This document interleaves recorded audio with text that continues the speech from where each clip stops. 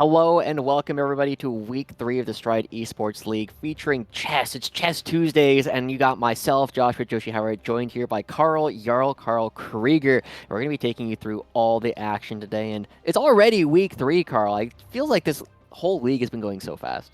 Yes, indeed. The third time casting the chess. Glad to have you back alongside me this week. We got some continuity in the play-by-play area, so looking forward to some more battle on the 64 squares between all of our contestants, and a lot of new faces today on the schedule that we haven't seen before also. So looking forward to getting to know some more of our participants and starting to kind of get a sense of how these leagues are unfolding. Yeah, with so many teams playing all the time, right, we'll get to see so many different players. But we got to do some of our due diligence going through and remind everybody how the Stride Esports League has been functioning, right? Every single day, we have a different game going through. Starting on Mondays, we have League of Legends. Tuesdays is chess. Wednesdays, we have Fortnite. Thursdays, Rocket League. And finishing out with the Valorant on the Fridays. And just a reminder, we had some community ARAMs going on in the League of Legends games yesterday. So if you're on a team, if you're not on a team, if you just want to come hang out with all of the great high schoolers that are involved in this Stride Esports League, you can just show up just on the community ARAMs. Just make sure you're part of the Discord and you will be good to go. But with that said, it's not Monday, it's Tuesday. We have to talk about some more chess today, and we are going to be starting out in the Eastern region and working our way west. Starting at 5 o'clock, we have the Eastern, we go to Central. At 7 p.m., we are going to go to a brief coaching thing where I will teach you guys a little bit about the Scotch game and the fried liver attack so we can look at different ways to start off the game as white. And we will end our day in the West where we will have our last games of the day. Indeed, we will. I'm very much looking forward to this coaching session. Probably going to one up my ramblings about the Ponziani opening and some random historical games from last week. So I know Hey, I'll be Opera tuning game was in. awesome. The opera game is a classic, but I'm excited about the Scotch, especially the fried liver. Something that there's an interesting amount of theory in, and it's a pretty fun attack, and something that a lot of newer players I think can just have a lot of fun with. It's a generally fun opening Yeah. as well. So I'm looking forward to that. Nice to have you doing that today, and Hmm? I'm sure it'll be a good time. Yeah, I mean, I think it's always interesting, right? The way that chess works at different levels of play, right? As you have a couple of newer players, you often start out with things like the Scholar's Mate, the 4-move checkmate that you can come in and just take people apart. But as you start going up a little bit, you have to be a little bit more, uh, subtle with the ways that you're trying to take down your opponent. I'm curious what your chess openings repertoire was like when you first started playing. How much different is it now than when you were a fresh player? It's quite different in a lot of ways. I think when I started, I sort of obviously I played like Spanish, Italian, very normal, like fried liver, Scholar's Mate, like things like that when I was just kind of starting out, because that was what I had originally been taught. But I never really thought about the opening. Right, I was just sort of playing, which is a great way to learn, but it's not a super great way to go into tournaments and prepare and whatever. And so as I've kind of moved on to being, I like to think of myself as a serious chess player, even though the results maybe don't agree with that assessment. I've sort of picked up things like the Petrov, like the Ponziani, where I'm interested in them. I think they're fun. The Petrov from the 2018 World Chess Championship between Magnus and Fabiano. There's a lot of Petrov going on. I was like, hey, that's sort of fun. And then I like to play kind of offbeat openings where they're still reasonably sound, but people don't run across them every day. So you can kind of get some sort of position where I feel good about it and I can just play chess. And so that's sort of how I've picked my repertoire is certain openings that I like to study, but I think I also have good chances in. You seem like a Jonathan Trance kind of fan, right? And for people who aren't familiar, Jonathan Trance is a strong player. He's not a titled player, but he spends hours and hours trying to find odd gambit openings, weird ways for him to sacrifice material all the time. And so, while a lot of his openings tend to be rather dubious, if you're an intermediate or stronger player, really recommend checking him out because he's got a lot of ideas, right? Chess is all about finding patterns in the ways that you're going to be moving your pieces around the board. And I feel like Jonathan Trance is, again, one of the best ways to find some of these weird patterns that you weren't expecting. Indeed, I've seen a lot of his content with Eric Rosen, also one of my favorite content creators who just plays a ton of gambits and random things like that. Most notably, the Stafford. I think he even got Fabiano to pick it up in Titled Tuesday, so that's pretty exciting. But I think the more kind of dubious, fun lines are really what make chess, interesting game after game. As a I guess I shouldn't say compared to playing something Drosh because I play Petrov, but I think the fun gambits they really kind of spice things up. for the most There part. you go. Well, with that in mind, we are getting ready to jump into our first game of the day. We do have a couple of players going head to head, and that is going to be Faith, say hello to Firefox Rep, and Jerome, who is going by Muri the First, coming out. And it looks like our first game has actually been aborted. Let's double check and see. We're going to be jumping back into the game, and yeah, we currently have that ready to go, so we can jump into the first one. And again, this is going to be rather interesting because both these players are currently undefeated in their chess runs thus far. Faith did pick up her first win in the first week off of a forfeit, whereas I believe Jerome has actually gotten all of his wins via checkmate. I believe that is correct, but 4 wins, no losses among these players, like you pointed out. And Faith is currently at her rating peak in Rapid at 545. So this is the highest rating she's ever been. She attained that last week. In In the English! games, we're into the game with an English and starting off strong. Computer already reacting, but welcome to computers. Yeah. C4 is not an opening you see very often at this level of play. It's not something that you see very often at the level of play that Carl and I are at, right? It's something where you definitely need to know a little bit more about the game. And this is already something where I don't think that Faith is necessarily as familiar with it, because when you see the English, by far the most common response is E5, reverse Sicilian. And now we're shifting over into something that's a little bit more reminiscent of a Queen's Gambit declined. Yes, indeed. Some sort of transposition, inevitably possible here, and maybe potentially not anymore, of course. But yeah, the English sort of a kind of principled, much higher level opening, right? E4 and D4, much more common at early or at lower ratings, I should say, just because control the center, right? That's what we're taught. You Yeah. get to control the center squares, develop your pieces. And so the English, while it is still an excellent opening objectively, sort of requires a little bit more thought that a newer player maybe wouldn't immediately come up with. Yeah, and so already I like what we're seeing, very principled. Bringing out the queen a little bit early for the side of Jerome, but it's not necessarily in a position where it can be attacked reasonably early on, and so I would really love to see both of our players just getting a sound pawn structure and looking for something very traditional. But this is very aggressive, immediately trying to open up the position. This is, again, this pawn structure coming through from Faith is something reminiscent of the Queen's Gambit Declined, one of my favorite kinds of openings. But what we see occurring out from Jerome is not something I've been seeing a whole lot, and going for an early pawn break would really tell us a lot about this game. Indeed, doesn't accept the pawn. Could have taken, and then pawn takes back, and the knight takes in the center to win themselves a pawn, but the queen slid over to defend the knight, add a little bit more support to the queen side. But like you said, sort of a queen's gambit decline structure from white, but black didn't get the memo and go along with it. So a little bit different on the back end, but so far, a very solid structure, solid developing moves up to this point Yeah. for Faith with the white pieces, as more pieces being brought into the attack by Jerome, playing a pretty aggressive game, I would say, so far. Yeah, I would love to see bishop e2 right away because, again, if this bishop takes, you do break your pawn structure, and it currently looks as though we are setting up for a kingside castle coming out from the side of Jerome, but not going to be doing that. Instead, setting up a discovery on the queen in the future. An interesting idea. Can move the knight, then to attack the queen. Jerome immediately moves the queen back. We talked last week about moving the same piece in the opening twice, and that's something that can happen when you bring your queen out early. It's very easy to attack the queen because almost anything you attack it with is higher value than the queen, it being the most powerful piece. The knight or the bishop being asked a question, and there will be a trade on f3. A little bit of damage to the pawn structure here Yeah. for Faith, but material still pretty equal.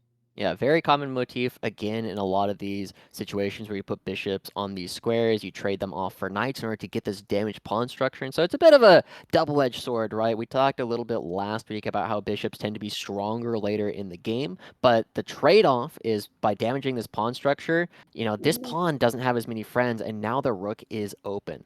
But it is going to be a queenside castle coming out for Faith. She definitely has some clear comfortability in these English style openings, which I have to admit is probably better than mine.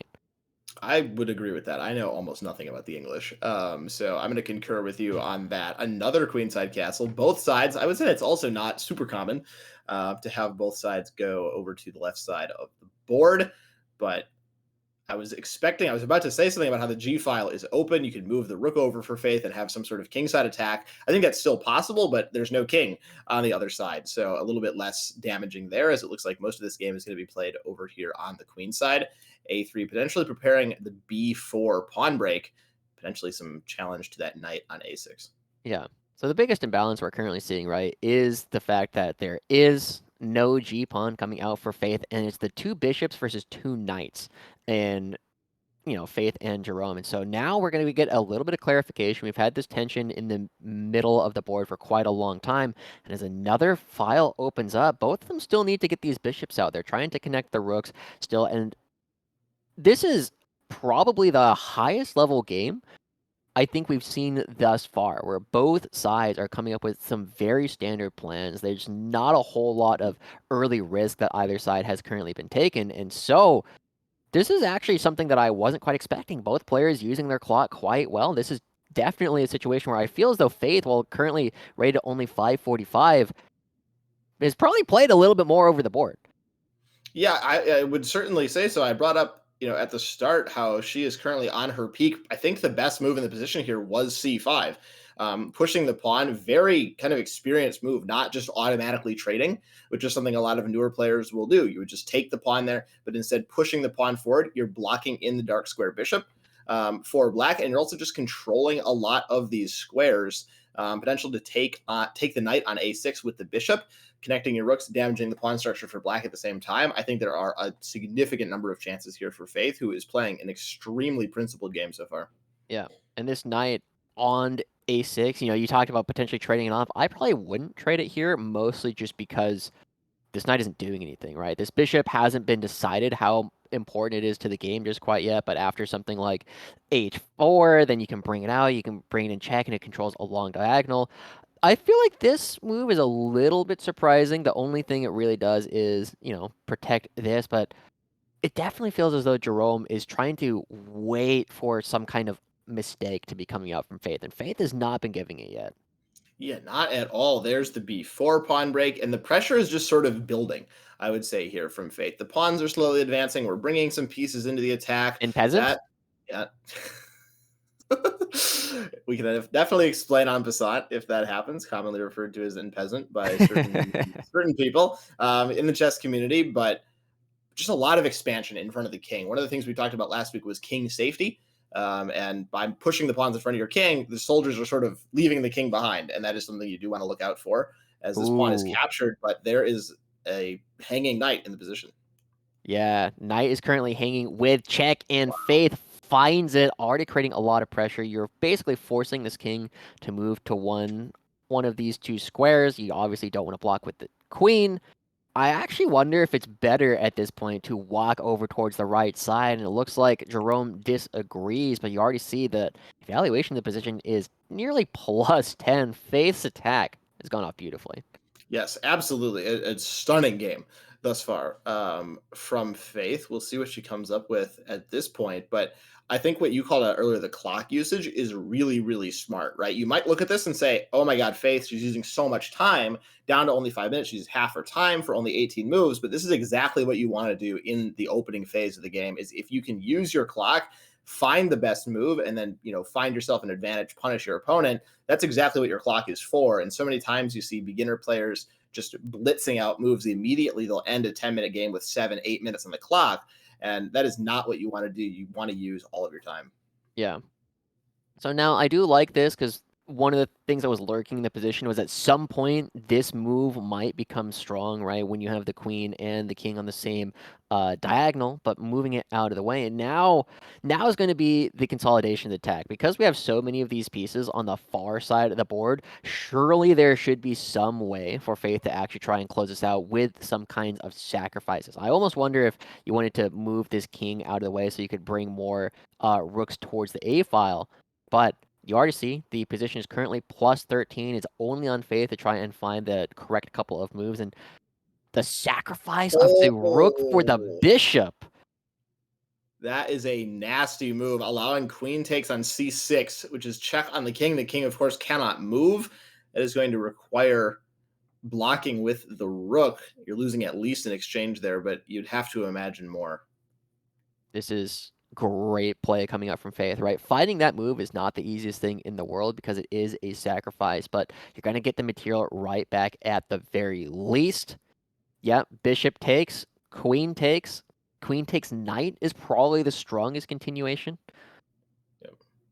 I would agree with that. There's also some maybe idea of knight to b5. I don't think anything concretely works right now, but just that is there. Also, knight takes on d5 at some point. The pawn is hanging, but Faith will collect the rook for the bishop, the exchange. And now I do agree. I think queen takes on f6 is it's certainly good enough. I don't know if it's exactly best by the Yeah, computer. computer But here agrees. it does agree. You do hang the pawn on b4, but that does not matter. The rook is hanging in the corner. Faith attacking that piece, also just ready to bring more forces into the attack. This queen is extremely active in her opponent's camp and also just up a ton of material at this point.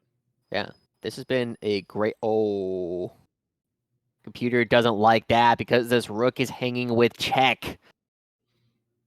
In the corner. Hasn't moved all game, and I'm not sure it is going to get to move, Josh. That will get taken with check, leaving only the queen and king and a couple of pawns for the side of Jerome. And Faith finds it in the corner. The king, only one option. I guess you could block, technically, Yep. but king to b7 would get the king out of there. Does do so. I would probably play king to c2 in this position just to bring the rook into this attack. Yeah.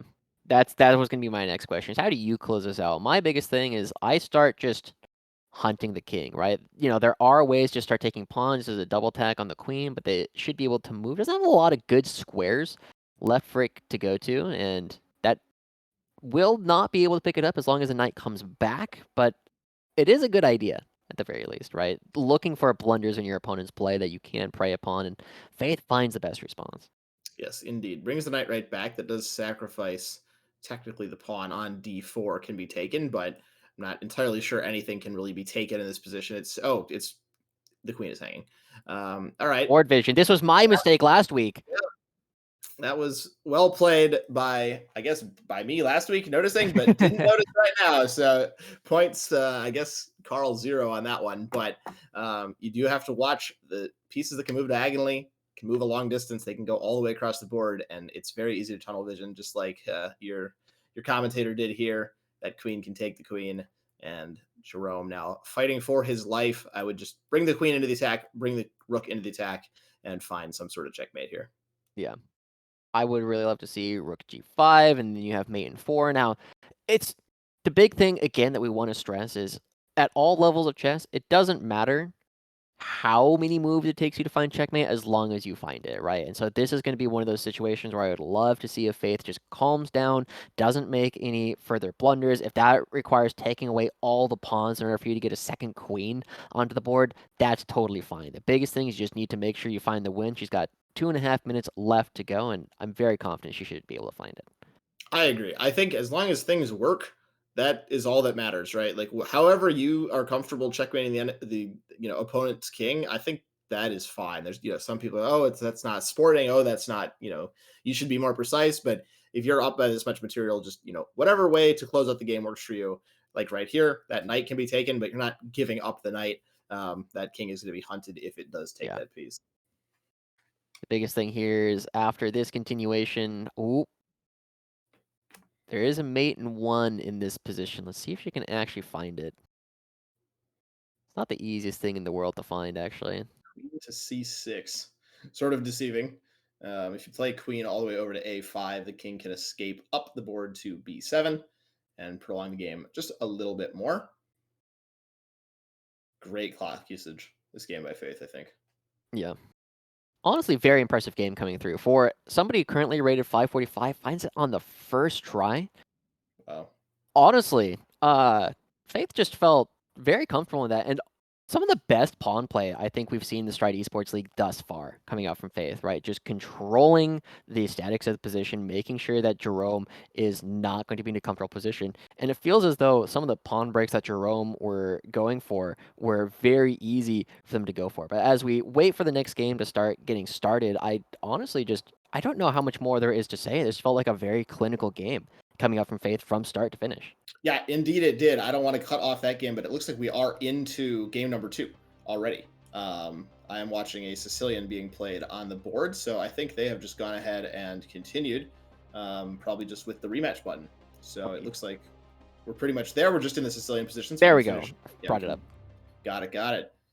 That is on the board, but just to kind of wrap that one up, yeah, Faith, very, very clean game, very principled moves, taking their time, taking your time to develop her pieces, bring the pawns forward, push the pawns, very, principled, bringing pieces to the attack, keeping her king safe, controlling the center, and then controlling the queen side. A very, very strong game. I'm excited to see how she handles the black pieces here, playing the Sicilian defense. Yeah. The Sicilian is definitely an opening that I find hard to recommend to newer players in particular because of how sharp the lines are, right? A single mistake by either side can very quickly result in losing positions if your opponent does know how to play it. But so far, it feels as though playing a A6 Sicilian, this is something very principled yet again. Coming out from Faith, this is pretty standard styles of play coming out from the Sicilian. And it does mean that while she doesn't have any pieces yet out on the board, it's very hard. Her pawns are very spiky. It's hard to find a way in for Jerome right off the bat. And so it looks to be a little bit more of a stable Sicilian. Yes, indeed it does, and more pawn pushing going on, um, with b5, as we pointed out.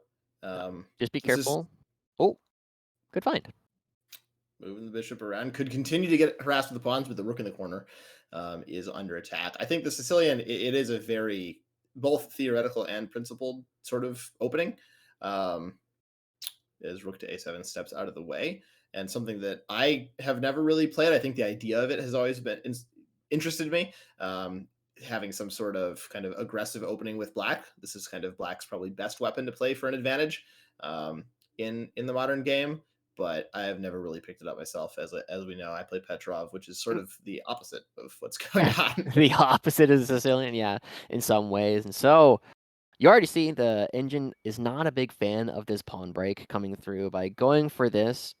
Even if you were to open this up, I'm not sure that taking that is great for you. And we're already seeing this bishop is very close That's to why being trapped. I was puzzling for a moment why the engine was so upset, but the bishop is trapped. I think, because the bishop goes back to b3, and you can just push the pawn c5 to c4, and the bishop will have no squares Yep. to go to. So Jerome is losing a piece here, I believe. Should be. Now, again, we talked about Desperados last week. This is definitely a spot where you gotta think about what can I actually get from this bishop? Is there something I can do with my time that is better than taking something with the bishop? But interestingly enough, the computer doesn't like that as much as I was expecting it to. I was kind of expecting that that might be the best computer move, is just get a little something in exchange for your piece. My thought is that this lets the bishop develop.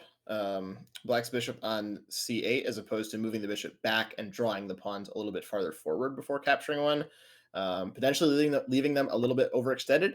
But the computer has its reasons, as always. But takes back with the f pawn, and another strong center being built here by Faith leaves the king a little bit more vulnerable. But I Queen think the trade? queen's not unlikely to come off the board in this position, which will certainly lessen any attack White may have. Yeah. It is. You are seeing that the advantage coming out for Faith is a little bit stronger than the material differential, right? You see that it's a +2 in terms of pieces coming through, and oh no, it's actually going to be daring Jerome to go for a queen trade of his own. I definitely would have preferred if Jerome had gone for it, right? By taking it, you deny your opponent's right to castle. He still doesn't have anything developed just quite yet. But now, if you have your queens taken, the knight has to come backward, the king has to take, you lose the right to castle, you undevelop a piece, and now you're definitely setting yourself up in a situation where you can't take anything. This is a very aggressive move coming out from Faith. Yes, indeed it is. Attacking the queen. The queen can either step up to c2, or you can block with the knight or the bishop. Um, We'll have to wait and see what exactly the choice is. This does block in the light square bishop a little bit. It might be able to put it on b7, the so-called fianchetto maneuver, when you put the bishop on the Damn. long diagonal. But the queen will step out of the way, kind of conceding control of the d file here to the rook and queen battery. I would expect Faith to start developing the king side, potentially, the bishop, the knight, and then castling king side, opening up that semi-open file The F file, where there's one pawn removed, the rook after castling would be placed on F8, sort of staring down towards the knight and the F2 pawn. Yeah. I would love to see this castle come through, right? At this level of play, there's definitely enough opportunity for both sides to still try and find something. It is worth noting that this knight is kind of hanging, so this move would develop with tempo, but after knight c6, it kind of runs out of steam. And so as we're looking at this, the pawn structure is very far advanced over here. Now, this can be an advantage, but can also be a weakness later on in the game, as if we assume pieces start flying off the board, because it's so advanced, it is in a position where it can be relatively easily attacked if this king starts to become a little bit more developed. But with so many pieces just like controlling the middle of the board, it feels hard to say that Faith is anything other than solidly ahead. I would agree. I think, these sort of long-term weaknesses like this advanced pawn structure just isn't really a relevant factor at this point in the game, right? If a lot of pieces do come off and Faith isn't able to consolidate, of course, then those advanced pawns might be a liability. The king can't protect them as easily. But at this point, Faith has played so far, one and a half extremely solid games, not really making any major mistakes. And that is a really key point for a lot of players that are, starting out their chess journey. If you don't, blunder single pieces, etc., if you're just making solid moves, developing, following principles, you're going to get pretty far in chess, because making, sort of simple one move blunders where you give up a knight for free or something is a major way that you can sort of lose games when you're starting out, and a nice fork here. Yep. Unfortunately, another one move blunder coming out from Jerome. Gotta think about how your pieces can be attacked every single time they move, right? By putting the bishop here, he was thinking that it could attack the pawn on c5, but the easy response, you either get it out of the way or you move forward, and there you go, another bishop falling off the board for Jerome. And now you see the engine says it is currently +7. I'm a little bit surprised at how much time is being taken here, but I think the consideration is, do you take with the knight? Do you take with the pawn? Ends up deciding to take it with the pawn and force this other knight away. But eventually, you just kind of run out of pieces, right? You need to be able to find something in order to make an attack happen, and I think you have to take this. Yeah, I think you are sort of, I mean, you're forced into some sort of trade, since Faith can take your knight if you don't take her knight, if you just move the queen, but not actually really any squares for the queen to go to that are super desirable at this point. So I think you just take the knight and you sort of start to suffer a little bit more. I think the only sort of question mark I have for Faith is, what is the dark square bishop doing? At this point, I think the knight is not super well placed on e7, but I think that will get sorted out relatively soon. And exactly what I was going to recommend. Yeah. Open up the G file, damage the king structure. Knight takes at F3. Yeah, we kind of talked about that motif in our previous game, right? Where you traded off the bishop on this square for the knight, open it up, and now because the king is here, it actually means that it's more attackable than what we saw in the previous game. And so now it's about trying to mount an attack, right? You see that the lead is so large at this point, and so not only do I like this move because it attacks the queen and the queen gets out of the way, this pawn will be under attack, but also protects the pawn on the e6 square by opening up the bishop. And so, as we see Jerome retreat back to e2, as you were talking about, want to see this bishop, this knight get into the game a little bit more, a castle at some point to attack the relatively weak pawn that we have here on f3, and it feels as though Faith, yet again, creating answers that or creating problems there aren't great answers to. Yes, indeed. Steps the rook up. I don't hate that move. Defending the b6 square, I guess, from the knight. Um, Making sure that that piece is pretty much in jail over on the side of the board. Yet another kind of example of knights on the rim not always doing a whole lot. Just doesn't control a lot of squares right now, and so it doesn't have a super bright future.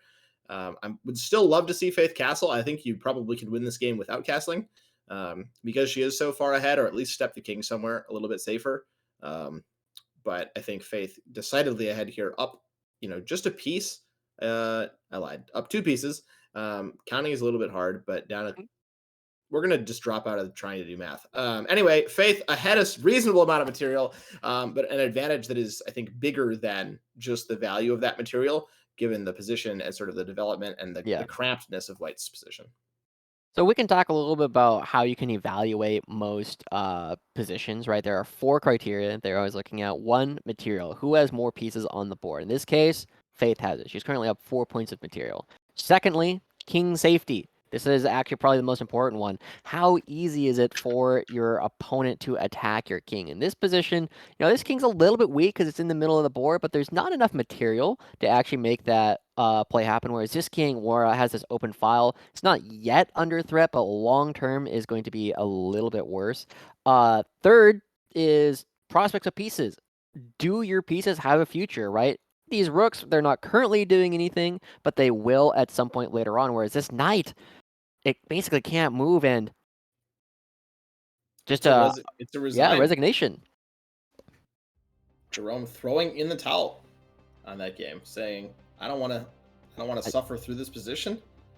And honestly, I can't really blame him. A very strong position from Faith. I would have loved to see her convert that. I have a lot of confidence that she would have, but a very, very strong game again played by Faith.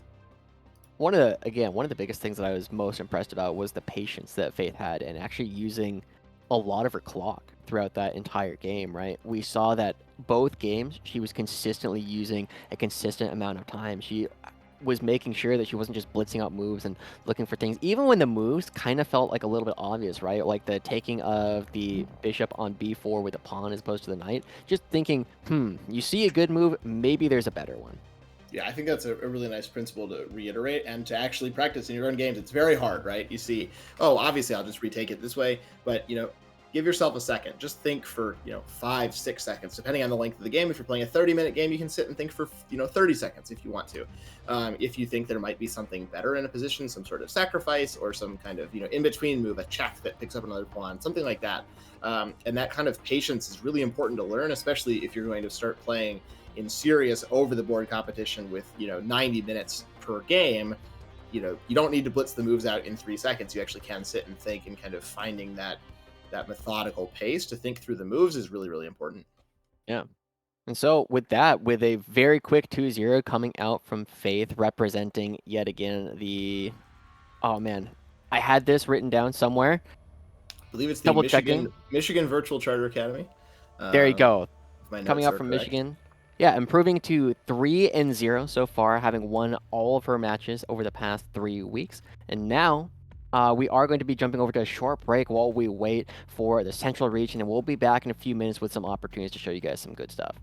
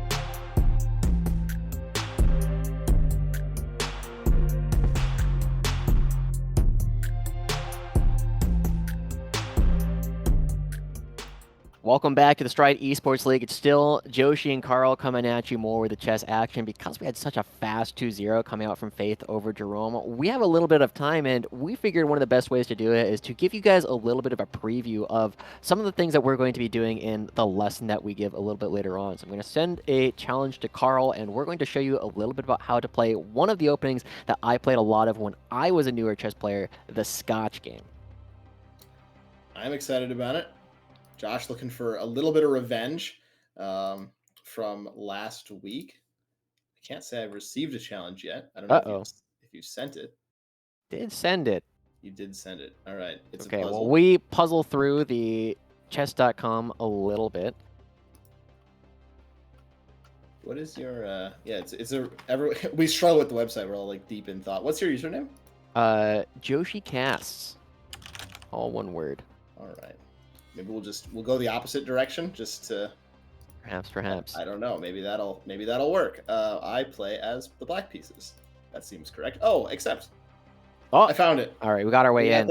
All right, Caddy, let's get us in. So the Scotch Game is something that is this has fallen significantly out of favor in the modern day, though it was played a little bit by Garry Kasparov in the 90s, but it comes after this early start. And from here, you have a couple of different ways. I'm going to play the more traditional line, and we can talk a little bit more. Oh, this is looking a little bit like one of your favorite openings. Are you trying to potentially... There you go. No, so not too much. Yeah. It definitely looked like you were trying to transpose into a Stafford. But basically, the biggest idea is White is trying to either get some strong play in the center with this pawn or look for opportunities to attack the f7 pawn.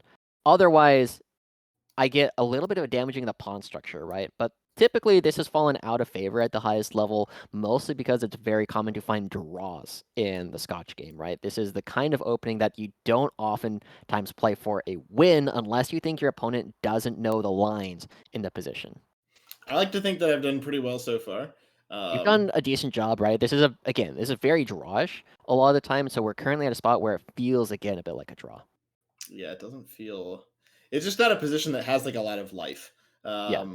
Which is essentially kind of like how we would talk about positions that have a lot of like chances for excitement, or players have, opportunities to find some sort of advantage. It's kind of a little bit more dry. There's a little bit of imbalance with the pawn structure, but nobody's really got some sort of massive attack going on. It's a pretty chill game. Yeah. So one of the big things is when you tend to play e4, e5 openings, you'll oftentimes get these more open games, right, where there's lots of tactical opportunities. There's oftentimes an open center. The bishops tend to be very strong in these kind of games. And right now, that's kind of what you see, right? We only have 2 pawns that are still on the D and E files, and so suddenly these bishops become a lot more exciting. The only thing here is, now Carl has opened up his bishop as well, threatening to take my knight to break up my pawn structure a little bit and get us closer to a symmetrical one. Am I okay with that? I don't know, but I think you're about to find out. Yeah. Or at least I'm about to find out if you're okay with it. All right. I think I'm okay with it. I don't know what I want, to be honest with you. I'm glad I did a tiny bit of prep about the Scotch before this, though, because I always in my games will like take in the center, like trade knights and let you bring your queen out. Like every time I play the Scotch in like normal games, and I don't think that's very good. So I learned a little bit today, all thanks to you. So I've already done my learning, and hopefully more to go. My idea here is to continue defending the knight and not damage your structure, essentially in exchange for my structure. Yeah. That's sort of what I'm going for here, but I feel like the position, it seems still to be relatively equal. Yeah. It's a little bit difficult for either side to look for easy attacking chances in this, right? We have kings on the same side. I want action in our game, so I'm gonna go for this attack, see if it does anything. And so here, I could try and take this, but it's double defended. I don't think that does a whole lot for me. But the fun move is, can I take the pawn? I don't think so. I don't think you can. I mean, you can, but I don't think can. I'm legally allowed to. Yeah, I don't think that will go that well for you. Now I will take. And then a lot of this game has also been a battle over whether I can push d5. I don't really know if that's really been what we're thinking about, but that's what I've been thinking about for a while. Is sort of this. There's been a lot of control over the d5 square, and I find calculating very hard to do while I talk. So that has been sort of a challenge so far as well. But I think we're gonna try and see what we can come up with here.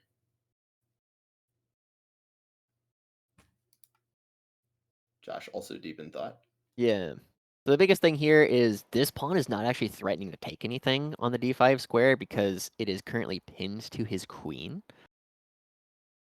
But if I think it's actually, I think it's this. Yeah, worried about that. I worried about that after I realized I was pinned. If I didn't say anything, I might have just gotten a free queen. I'm pretty confident I would have noticed right now. I'm not sure. I guess we'll just go back. But this feels really bad. Yeah. If you're me right now, now you feel sort of foolish.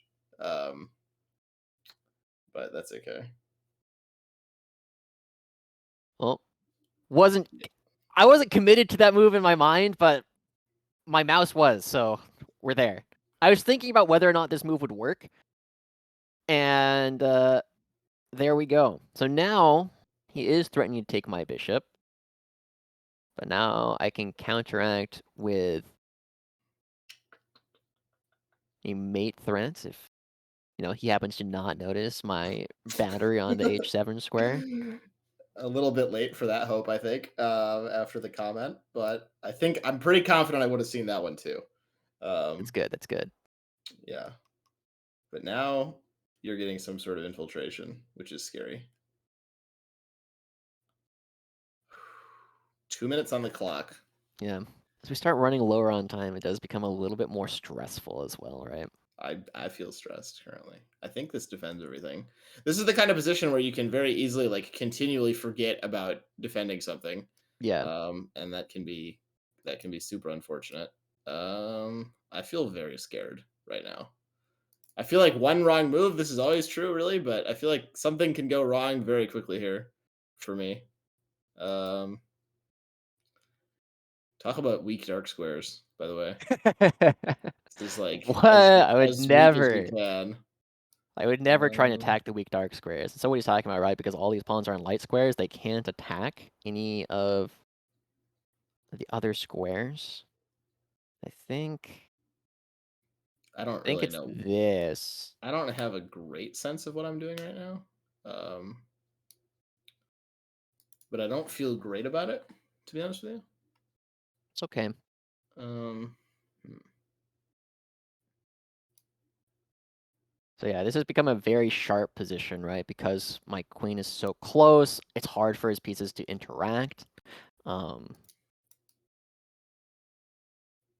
it I'm doesn't not feel. sure my attack works. I think I will come out ahead of material. Yeah, I think you will too. I also have to be concerned about my time, obviously. Running, a little bit low on that. Well, I feel like there's maybe something here, but I don't know what it is. Is this So, not checkmate? oh, It is. it Okay. is. No. All Whoopsie. right. Whew. Whew. All right. So there you go. As let me. How much time do we have? We have 15 minutes. I want to go over some quick themes in the game real quick. What's the deal? The big thing that I thought was a little bit surprising coming out from Carl is putting his bishop here on the b7 square, right, where it is blocked in by his own pawns. And if I remember correctly, I don't think this bishop ever moved. Yeah, this bishop never I don't moved think for the so. rest of the game. I'm Right. I'm a little so the computer really hates that move. Okay. Um, That was my biggest uh, yeah, my thought I think at the time was like, oh, I'm gonna play d5 and be fine. But then my knight got pinned, which I missed that idea that Yeah. the knight could get stuck, and then after that it was sort of the bishop is essentially a pawn. It's a Yeah. tall pawn, Tall and pawn. I slowly got crunched. I think Yes. also I think d5 was a bad move because I forgot I was pinned. Yeah, the computer isn't a fan because I give up control of the e5 square. Yeah.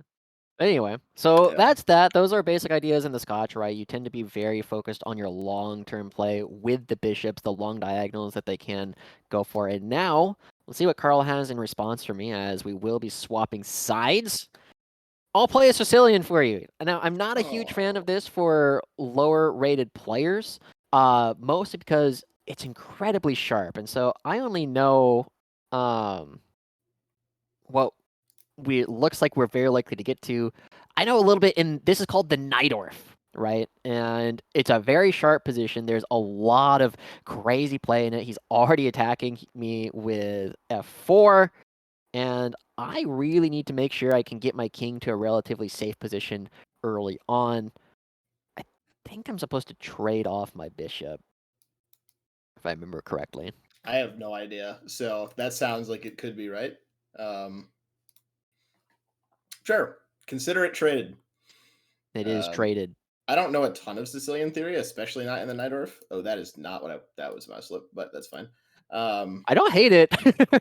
Yeah, maybe the hand knew. I remember I saw a video of Daniel Naroditsky once who like mouse slipped the top engine move, but he tried to play like a blunder. So maybe there's something to that. But all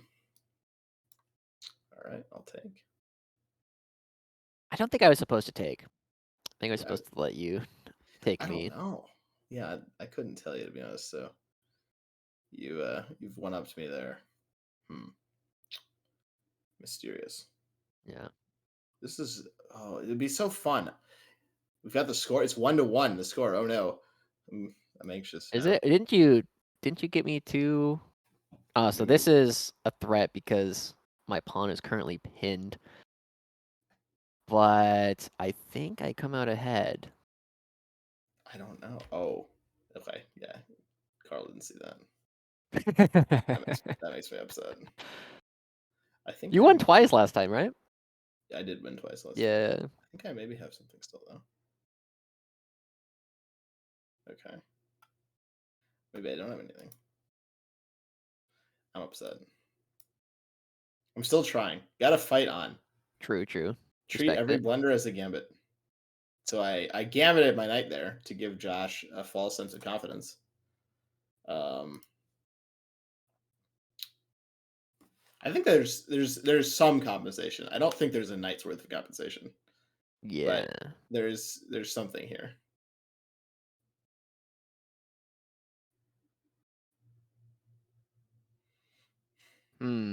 So my big worry is because this is effectively a fork, right? If he goes here, then I'll be down a rook, but the pawn will effectively be out of the game. I also need to be careful. There's no mate in one threat, so let's do this. Hmm. That is annoying, but I'm not sure how strong it is. Can I just block?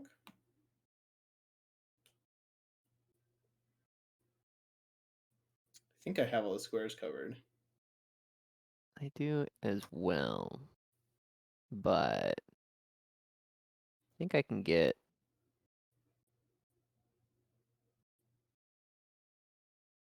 I think I can guarantee that I don't lose it. That I don't lose my knight for nothing or my rook for nothing. Uh, do I have any fun? I'm also thinking about this is a good thing to kind of think about when we talked last week about checks, captures, and attacks. So I have the kind of fancy move knight to f6 right now, um, which is I don't know if actually it does maybe anything. but the queen covers e8. I think there's actually a world where I don't know if you maybe can arrow this knight f6, um, king d8, and then rook takes on d6, and then pawn takes on d6, and queen e8. And I don't know if there's a mate Yeah. there, but it looks scary. But your queen covers, so I think that's just. Yeah, if I didn't have my queen rotating, that would be pretty cool. So I think we just. I don't have the energy to think of this one, so I think we just do that. Okay. And So we take. now, the one thing I need to be careful of is if his knight comes back out. So I want to make sure that it is Yes, exactly. trapped, so I can get something back. Right. And I think you have succeeded in in doing so. Yeah, I don't think he's coming back, folks. You're also attacking my rook. I don't know if you I am noticed. attacking your rook. I was Um, hoping you wouldn't. so that feels sort of impolite, but I think we'll just move that. Yeah. I don't feel terrible about my chances, but No, I think you're okay. I don't feel great about them. I sort of want my That's knight an though. interesting move.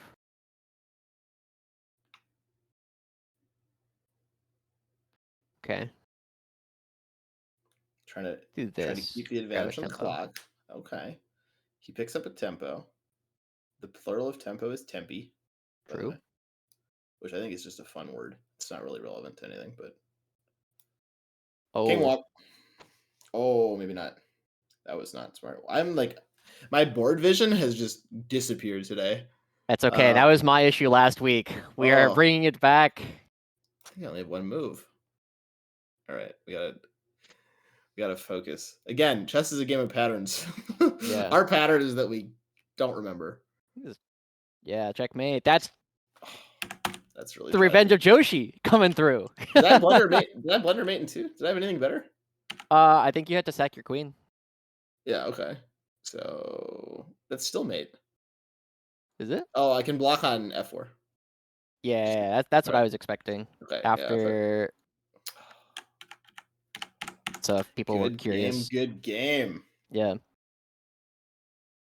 So the That's reason, my initial thought after doing this, and notice that after Carl moves his queen over, my initial thought about doing this was that when he goes back to block with queen, I am effectively waste a move by moving his queen one direction and then moving it right back.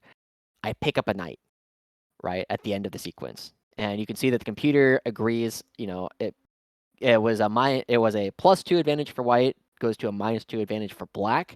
And at the end of it, it ends up being even better because it is really, really hard for humans, as in not computers, to just be like, oh no, we're going to put the piece back right where it came from. It is incredibly hard for human players to do that. yes. The mentality involved of human play to like convince yourself that no, it's actually good to just kind of repeat or whatever is very hard. Things that computers have, no trouble with, right? Because they can just, they can do whatever. I am just checking with the computer because I think it's interesting. It does work, the discovered knight check if you don't put the queen on Oh, really? a4. Yeah, it does work. It's +4. I had you put the queen on h3. Oh. Yeah. So if Yeah, you okay. yeah. Yeah, that makes sense. Yeah. So I play, yeah. So this long, so he's talking about here. If I go here instead, then after this sequence, right? Like, Yeah. it's a mating attack. It's Indeed. after, what is it? After this, this It's is the no, checkmate. yeah, that works. Yeah. Oh, yeah. Yeah. Or there's Sure. probably a couple of it, but yeah, this is the kind of thing, right? Where this was a kind of a wild game where I'm actually curious what I'm supposed to play in this position. Did you take a look at I after can knight d5? Because I think you already have an engine up. yeah, after hold on. Let me find a mildly better engine. But after knight d5, which is The computer says I'm still better, which is surprising. I wonder if I'm supposed to take on b2. yeah, you are. You're supposed to take Okay, on b2. It's the only move for advantage. gotcha. And then queen h4 check, which you played, is the essentially draw line. It's zeros. There you go. Um, Well, yeah. there you go. I hope you guys found that entertaining, right? A couple of wild attacking games from both of us coming through. This time, my board vision is enough, and, it was a mistake that we made last time. But with that, it is going to be, I believe we have time for a bit of a short break before we jump over towards the central region. So we'll be back in a few minutes.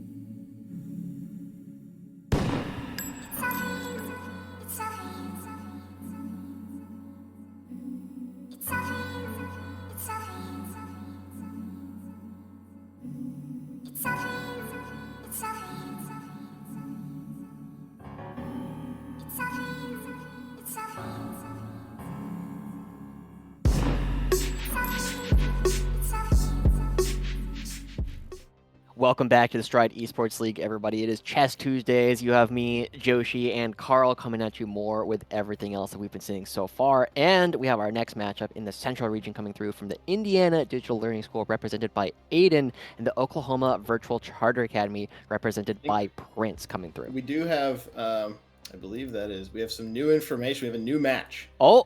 So disregard. Disregard everything we just said. I hate to cut you off, but it's going to be Texas Online Preparatory School versus Louisiana Virtual Charter Academy, we are being told. And we have names and sides coming your way shortly. So we've done a quick flip, and hopefully we will know who our participants are shortly. Yeah. Well, we did know that Aiden and Prince were both 2-0, but I have not looked into either of our newer players. So we will get into that relatively soon. But I do have to say, again, looking back at what we just saw between Faith and Jerome, it was some of the highest level gameplay that we've seen thus far in the Stride Esports League. And I'm curious what else we're going to be seeing, right? We are going to be seeing a lot of players hovering around the 1200 rapid rating, which puts them solidly in the intermediate category, where we can start seeing some players looking for more of these opportunities where they actually know some of the theory. They've probably done at least a little bit of studying. They have one or two openings they've probably put more time into than some of our younger players who are not necessarily younger, but newer players who just kind of play whatever move feels right at the time. Yeah, absolutely. It looks like, just doing a little bit of research, that one of our participants is right around 1200 rapid. There you go. So pretty much right on. Started breaking into the intermediate group, I would say, although this person has only played 3 games on chess.com, so probably disregard what I just said. Um, not a whole lot of confidence in that rating, but excited to get into what we do. It did look like the other participant might already be in a game, so we're going to figure that out and get you the information when we have it. Yeah. Now, we do know one of the interesting things to kind of note as, oh, Carl That was disappeared. absolutely the wrong button. He's gone. I will be back shortly. I All right. promise. Well, while Carl figures that out, one of the things that has been interesting to watch is like some of our players very clearly play more chess than some of their opponents do, right? And it's always interesting to me, right, the different time controls that people like to play. I typically will play during the Blitz, welcome back, in the 5-minute to the Rapid, like about the 10-minute kind of time control. And so it kind of sits like right in a lot of my comfort zone in what some of these players have been doing. Whereas I know, Carl, you really like bullet a little bit more. You like to play that fast chess. I'm not opposed to bullet. I don't know why. I've always had trouble with Blitz. I like Bullet. I like playing 30-second and like 1-minute games. And because I think you get to play a lot of games. I've played a lot of, League of Legends. I like the kind of fast mouse skill to it. Also, like time scrambles. And if you lose, you're not suffering for too long, right? It's just over right away. And I also like really long form. So I like playing like 1-minute games, but also 90-minute games. But somehow in the middle, I either rush or I take way too long. I can never find kind of the tempo of spending like 30 seconds per move. I want to either spend a third of a second or 3 minutes. Yeah. All right. Now, I'm getting the names from our players, and I'm going to apologize in advance. Ariana, representing the Louisiana Virtual Charter Academy, and I did just Google this. Google is telling me that it is pronounced Fian, and it's a Yoruba name, so hopefully I got that at least close to correct. But they are going to be representing the Texas Online Preparatory School in today's game. And looking at, I believe it's Fian coming through, currently rated 172 rapid, so a relatively new player coming through, but that does mean that there's a lot of opportunities still for growth. And with 128 games, they are still looking to build a little bit more experience, right? Chess is one of those weird games where it feels as though your first 1,000 games, sometimes, you don't necessarily feel like you're doing a whole lot of learning. It really takes a little bit of buckling down to understand why some of these ideas make sense and build some of that pattern recognition. Yes, that is absolutely true. I do know that the person who I think is Ariana is in a game that just started. It's a 10-minute rated game against the person I didn't think Fian was. So I'm not sure if we have some way to confirm who is actually who on the chess.com names. But I don't know. I'm following Evie2006, who at least I think is the person that is linked. And they just started a 10-minute game. So I don't know if that's really what we're going with, but according to my sources, it does look as though Fian is Expert John, which I don't think is this player coming through, but I at least have a game on my screen that we can watch from Ariana at the very least in order to get some chess, so you don't have to listen to us quite as much. Yeah, I think we're watching the same game. We are watching the same game. My feeling is that this is correct, but I'm not 100% sure that this is actually the official game, but it is a 10-minute rated game that started with one of our players roughly when it should have started. Yeah. So that seems like good news, as we are about 10, 11 moves in, and a lot of pieces already starting to fly off the board. Yeah, and a very, very crazy position, right? You see that while the material is equal, the computer is Not a fan of this position currently for the white side. For Dennis, who we currently suspect might be Fian, but not 100% sure. And Ooh. as this move comes through, Ooh. computer does not like that at all because I'm suspecting after the queen trade, king comes through, not only can you throw in this move with check, but it will leave this pawn in But f3 undefended. you win the knight in the end of that. So you queen takes, king takes, bishop takes on f3 with check. You check the king and attack the knight, and you do pick up that piece. But instead, a different check comes through, and the one the computer not as much of a fan of, although I think the same tactic essentially is in this position still. Similar ideas, at least. Well, while we wait, it sounds like we are getting word from production. We are going to be continuing to watch our game that we currently have between Ariana and Dennis until we get confirmation as to whether or not this is actually going to be Fian.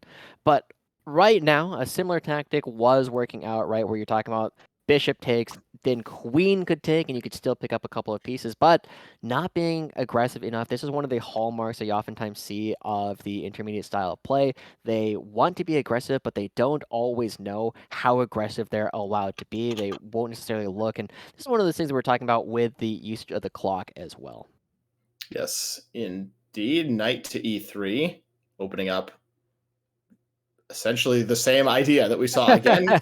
A little bit different form, but again, missed. It's the kind of thing that you, when you go review your game later, the computer will be like, "Hi, you missed this completely winning idea, 8 times in a row," and you sort of feel like an idiot after that. And that's just something, you have some sort of blind spot. You're not quite seeing something, and it being repeatedly exposed to you is not really that helpful. It's just your brain isn't quite picking up on it. But Evie still with a very nice position. The two bishops very nicely placed. This is sort of like the traditional ideal of why the bishop pair is so good. Staring down the opponent's king, very very strong position right now with these two bishops. Yeah, one of the big things to know is this knight cannot move. It is currently pinned, and if you were to move the king up out of the pin, it would just walk into a different pin. And so it's a little bit of a rough position currently coming out for Dennis. And ultimately, I'm trying to figure out where your areas of counterplay are going to be coming out from the white side of the board. Typically, when you're looking for counterplay, you're looking for weaknesses in your opponent's board, but there's no really attackable weak pawns, right? It looks as though the F pawn, maybe the C pawn might be the weakest spots to go for, but you don't have great ways to actually attack any of these pieces. Yeah, you don't. I mean, I really would like to advocate for trading off some of these pieces, right? Trade off one of these bishops if you can, but exactly how do you go about that at this point? Because we push the pawn forward, but I think that can just be taken. With the pin we just talked about, the knight cannot move, and so that pawn actually can just be captured, not spotted. But the pins, they're just really tricky with this kind of bishop pair. Anywhere you move, you're in another pin. Yeah. So right now, while we wait for Ariana to move forward, and as the first pawn is taken, remember, even if you take this, you can take this first. Oh, There's lots of, oh no. That's a bit of a disaster actually coming that through, right? This rook is attacked. This rook is attacked. Should be a winning of material coming out for Ariana. Yes, a major turn of fortune there. Exactly the opposite of what was just in the position, right? It was immediately better for black and then flipped right back into being better for white. Just one errant bishop move. Unfortunate. The rook can be captured, although the material is still just an exchange. So the rook can slide out of the way. Rook to e8. And that will just be an exchange. But again, better for white. A big reversal, as that is no longer better for black at all. There we go. A huge win coming out for Dennis. Now we are getting confirmation that this is not Fiend playing on the white side. It is going to be just a rated game, potentially a warm-up and a surprise or a bit of a preview coming out for everyone else. It does look right now as though Ariana might have a little bit of weakness coming through in terms of bishop play and understanding where her pins are in the position. But as this game is currently unfolding, there's not a lot of great ways to come back. You're down an entire rook, and as you were talking about last week, Carl, the heavy pieces, the rooks, when they start getting involved, you will feel them as this entire set of open files are just completely under the control of Dennis. Yes, indeed. Still a little bit of pressure for Ariana. Rook's not really active. I would kind of love to see the idea of queen to c5, pinning the knight. The bishop is still staring down. There are still some threats in that position. Instead, pushing the pawn forward, likely just going to recapture that and trade with the bishop. You are going to have this passed pawn, maybe a bishop outpost, but again, the rook is just a little bit too strong sometimes. Yeah, it's very difficult. Usually when you see these kind of positions, right, it is solved at computer level in terms of rook versus bishop. The rook will eventually come out ahead, provided that there are some pawns still on the board. But noticing the attack, Dennis does have a bit more control. I feel like, again, the only real way I'm seeing counterplay coming through is if this queen comes out on the board. The Okay. pin is there, and it's currently undefended. But it's not a hard problem for Dennis to try and solve, right? If this king just walks forward, moves to f2, suddenly, even though you're still pinned, the knight is no longer under attack, and this back rank threat becomes a serious problem. Yes, that is true. The back rank thing, very important to watch out for, everybody. I actually think the back rank is probably correct in this position, right? You have to block with the queen. It's a forced queen trade. And that is a very nice simplification. You'll also pick up the bishop in the end, I do believe. And that should be just completely crushing for the white side here. As yep, the queen is forced to block. Now you just take the queen, trade queens, the king will recapture, and then the rook will capture the bishop on b5. And I think if you are playing with the black pieces, you can resign with a clear conscience here. Yep. At this position, it should not be possible for Ariana to come back from this position, but it might be possible for them to play for a stalemate. I'm a big believer in never resign your games, just because you never know, right? Like, That is I very true. recognize that if I made these blunders, you should be able to figure out everything else. Unless my opponent is imminently checkmating me, I usually try not to resign unless I'm just like so frustrated, right? And that does happen sometimes, right? It's just like, Of oh, course. I can't believe I just didn't see that piece coming through. But we'll see how well Dennis actually converts this endgame. Yeah, absolutely. It's a skill in and of itself, converting winning positions. They say the hardest position to play in chess is a winning position, or at least something like that. Hardest Mhm. position to win. I don't know. There's some sort of saying that it's hard to win winning positions because sometimes your opponent just gets a little sneaky. They're playing some defense. That can be a little bit scary. With the rook check coming through, not a whole lot to critique thus far. It is actually a mate in 3 in the position. Yep. This is very spooky at some point, but you just got to make sure that you can cover all the different squares.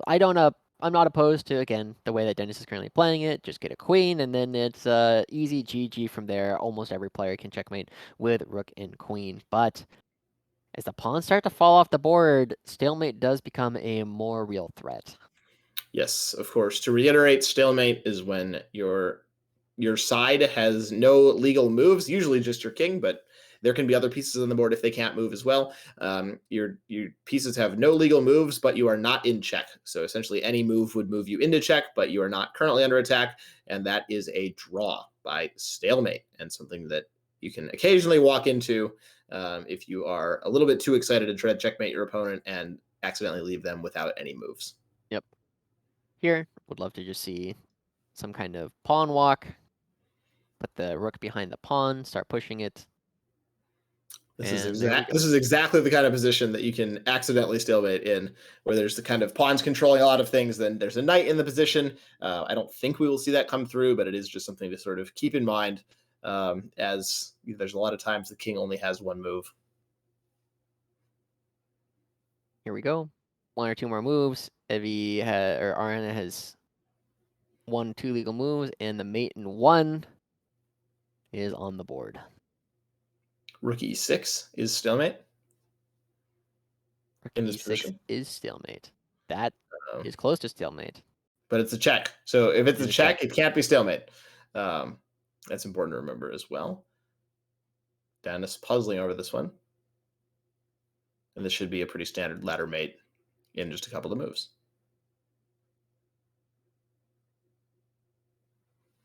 Oh, There we go. the same mate in 1. Same mate in 1.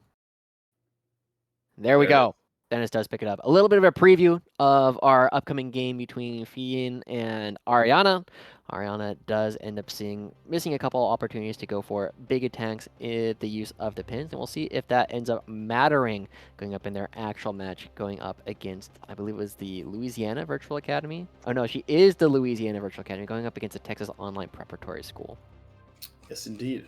Hopefully that game will be brought to us and then subsequently brought to you in due time.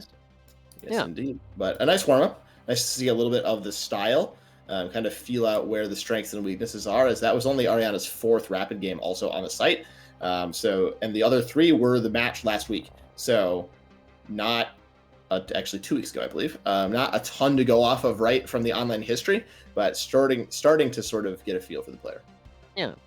So now while we kind of wait for our players to get into the lobby, I'm curious, right? How do you transition from being, a player about 1200 to kind of making your way up towards the ladder, right? We're currently sitting about 1600. How did you make the journey from a 1200 player to 1600? I think for me personally, I just sort of started when I was in late single digits. I was taking chess classes, but I wasn't really playing online because this was maybe almost 15 years ago. Yikes! So the online scene wasn't quite as developed, and so there's a lot of paper tactical exercise, and I'd practice and I'd play, and I felt good about it. I don't think I was very strong. I think probably around that 11, 1200 area, but as I started getting more serious, I did a lot of puzzles. I think puzzles were useful for me. Doing some tactical exercises, just kind of playing regularly, and especially just looking over mistakes I was making. This is sort of cliche, but just kind of, I would play blitz games and then, just quickly go through them myself, pop on the engine, go, all right, in the last 10 games, I hung a free knight 6 times. Let's probably not do that.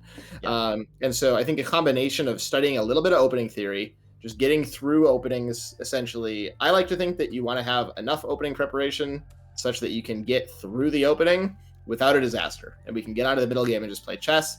So a little bit of opening preparation, a little more consistent play, kind of consistent review. I think just a whole package of taking the game more seriously is what sort of boosted me up a little bit. And now I'm sort of working on deeper opening preparation and sort of more complex like pattern recognition as I try to continue to climb the ladder. One of the interesting things that you talk about there was like doing a bit more tactical puzzles, and I definitely have a couple of friends who are like, Josh, I'm rated 2000 in puzzles, but I'm only rated like 1000 in the actual game. What's the difference? Well, the difference is during puzzles, you know that there's a tactic in the position. You might not know what it is, but you know that it exists, and that's going to be one of the biggest differences. It sounds like we are going to cut to a quick break. Wait, hold on. They are in a game against each other. We have got it up on the screen. We have Evie or Ariana playing up against Fiyin. And we do have Ariana currently playing with the white pieces, so we can go ahead and get right on into it from here. An England Gambit declined reversed Alehin variation. Or Yes, indeed. Alekhine is the more common I English. appreciate your pronunciation. I've always felt like you should say some sort of Alekin's defense, and I always feel like my mouth is just like making It's a air tough out. word to say, right? Yeah, but I think it's more fun than Alekine. I think that's more Yeah. fun. And his name was not Alekine. He would have pronounced it much better than we would have. But that's neither here nor there. We have some knight maneuvering going on as nobody wants to take the pawns in the center. Okay. Just kidding. Just kidding. There we go. This should be an extra pawn coming out for Ariana if she does choose to take with knight, pawn takes, and then queen takes out on the board, extra pawn. And so that's where the majority of the small advantage coming through for white is currently located, is just having extra pawn. And one of the biggest things as well as I look at this, it's not easy to boot this queen there at the moment, right? None of your pieces can develop with an attack. Yes, indeed. The queen is sort of just hanging out. There's no knight on b8 to kick it away. As very aggressive move by Ariana, jumping the knight forward, immediately challenged by the pawn. And theoretically, once bringing the queen out, you got to be careful here. But so far has a hold on the situation. I was going to say once the knight moves, the queen could have been attacked by just continuing to push that pawn. But instead on the offensive for Ariana. Ariana backing out, and you are seeing that right now the advantage has significantly shifted right on over towards the side of the black pieces, and I think a big part of that is because you get to develop this knight with tempo. They do just that, and then you will be able to castle your king to safety. While they had a big lead in development early by moving the queen multiple times in the first couple of moves and moving the knights, the development of pieces, the advantage that we had there has rapidly shifted. Yes, we can count the pieces essentially, especially if castling comes through. But the bishop is developed, the knight is developed, a couple of pawns are developed, and then the rook slash king would sort of be developed, however you want to count that from castling. Whereas just the knight and the queen are developed for the white side, and so that is why the advantage here is so strong. The pawn move in the center, I don't hate it, but again, that's not a piece being developed; it is just a pawn. And so, looking for Ariana to bring those pieces to the attack relatively soon. One of the things I always look for, right? I do think it's all right because it will allow you to develop the light squared bishop relatively soon. And as the pawns are starting to get traded off in the middle of the board, it's actually fascinating to me that the engine suddenly prefers a position for white, right? There hasn't been a whole lot of changes, but Oh, oh, that's a free knight. yes. Pretty much just a free knight that is captured there. You don't even really have to be careful moving the knight away because the queen is defended by the rook and the bishop. So you can just take the knight and then move the knight away and probably trade queens and feel good about yourself picking up that extra piece. But down one pawn, so a piece for two pawns, but still much better here with the black pieces. Yeah. So now we're continuing to see some of the issues with not having your pieces out, right? This is why we've spent a lot of time, and we will talk about it a little bit later in our upcoming lesson on the Scotch and the fried liver. A couple of ways that you can get your pieces out relatively rapidly, but I like this move actually putting it here because by attacking this pawn, it makes it a lot more difficult for the dark square bishop for Ariana to actually move off of this square because you get the pawn and you get it with tempo if you actually take it. Yes, indeed. You would be attacking the rook. Also, some idea of bringing the rook to e8 and a check on the king. Okay. Also, could be quite strong as that bishop is also just going to perish on the g5 square, snapped up here by Fiend. Yeah. It feels as though Ariana has definitely had a bit of a blind spot with the attacks, right? We had a bit of a discussion last week about attacking a piece with the same kind of piece is oftentimes going to be a bit of an issue because if you're attacking them, they're attacking you back, right? And that's going to be one of the things that we're going to be looking at for Ariana is can't you kind of recognize when her pieces are actually under attack? Now, one of the big threatening moves I'm looking at as we see Fiend find it right away is this check, right? It forces the king over to the f1 square, which means that this rook is going to be entombed for a while longer, and the development problems of the pieces from Ariana are going to continue compounding over the next several moves. Indeed, not a ton of moves here for the white side. None of them super attractive. You can't really block this check. You can play bishop to e2, but that feels extraordinarily passive. There's things like knight to f4 in the Ooh. offing here that I think just win material. Well, I think one of the big issues is after this, right, you can't take it, and if you do that, then lurking the position will be this joint attack of the bishop and the queen onto the d2 square. But this is a very rough position. You can also just attack it with, just putting the queen out, right? That might be the more easy move for newer players to spot, but there Oh, you go. Fiend spots the better one. yes, indeed. The bar did not move, which usually indicates that that is the best move in the position, as this could become a checkmating attack extremely quickly on the white king. As we talk about king safety so much, when you're in the center of the board, it can be so difficult. Either side castling also walks into knight takes on e2, which forks the king and the queen, which would be a nasty move among many. If you were to castle here, kingside, you would run into that fork. But we'll see what Ariana comes up with. A counterattack, but the computer does not see a mate, at least immediately, but you are certainly winning material here. This is a very rough spot to be in, right?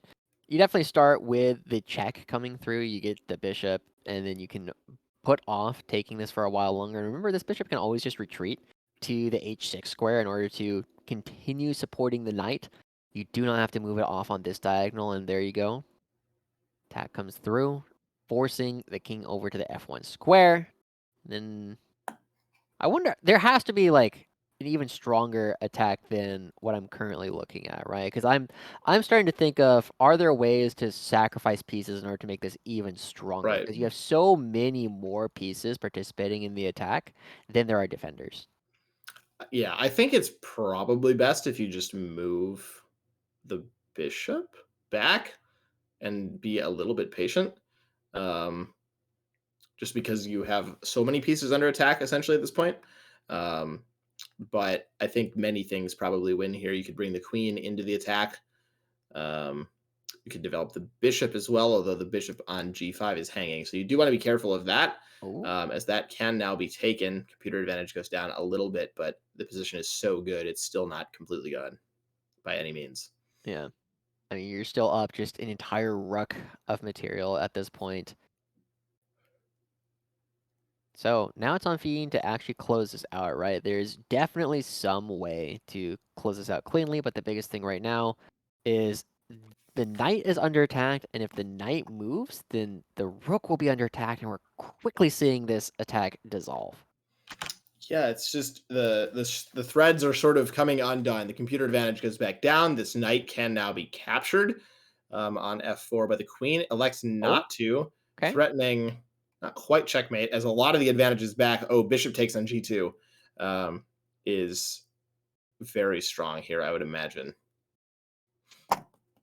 And after bishop takes on g2, king is forced here. You can pick this up if you want it, but as the material difference becomes more and more stark, there's not a lot of ways for Ariana to try and kind of bring this one back, right? We have been seeing that Fiend also has a little bit of a blind spot at the moment in trying to make sure that his pieces are actively doing something. And so I probably take the rook here without thinking about it. It's clearly not the best move because you have other ways that you can get things done. But ooh, taking with the king, mate in 3, mate in 2, imminent threats right now coming through of this knight and the queen teaming up, and that is a mate in 1 coming off of Fiend. In the position, very classic checkmating pattern with the knight supporting. Oh, Doesn't see it actually, although the advantage is nowhere near lost.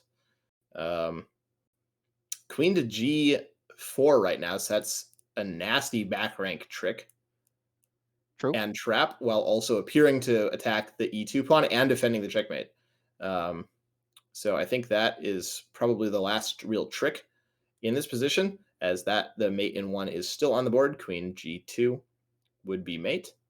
Again, doesn't spot it. There are ways for this to go wrong, I think, still with the back rank. Not super likely, but just something to kind of keep in mind, as there's plenty ways to mate in 1 here. Pick your favorite way to do it. I have a horrible feeling that this could end with a back rank coming out from Ariana, right? Yes, I agree. Okay. Mate in 4, opening up this double attack here on the H pawn yet again. There are ways to lose this position with black. It's an interesting indication of, yeah, I mean, if I'm playing white right now, I'm absolutely taking on h7 and just starting to create problems. Yeah. Um, I don't think there's anything necessarily here, right? And the computer knows there's not, but that doesn't mean that you shouldn't try, of course. And, stranger things have happened on a chessboard. Yeah. With so few pieces left, though, right after if queen moves here, king comes out into the open. There's not a whole lot left. There isn't another check in the position that works. I would You probably take, can yeah, I would always take go the here. pawn on g7, defend your own pawn on g5. That does hang a rook on h1. That is true. That would be bad. But we are just looking kind of for traps, right? I guess kind of the Right. idea is if you go here. Oh, mate and 2 now on the board again. Coming out for Fiend. A lot of options. Queen takes on g5. Does not work. Runs. Yeah, maybe it does work. Just kidding. I thought you could take it. I'm sort of losing it. Hmm. I was like, the king can take from 2 squares away. That's not true. Ooh, not quite. Um, King slides over mate in 1. Queen to g2 is mate. That does not quite work. Pawn takes. Pawn can take. I think the only move, actually. True. But still mate in 2. This can be This one is of a the more... great spot for puzzles to come through as well, Yes. right? Yeah, Helping to absolutely. spot the traditional mating patterns coming through from all these different pieces. Recognizing that a king on the side of the board, if attacked by a queen 1 square away and defended, that will always be checkmate. Now with mate in 2, yet again a problem. We are now looking at a mate in 1 situation as the king only move. Queen d5 would be mate. The knight is defended by the rook, but Yep, right here. many other checks in the position as well. But none are checkmate.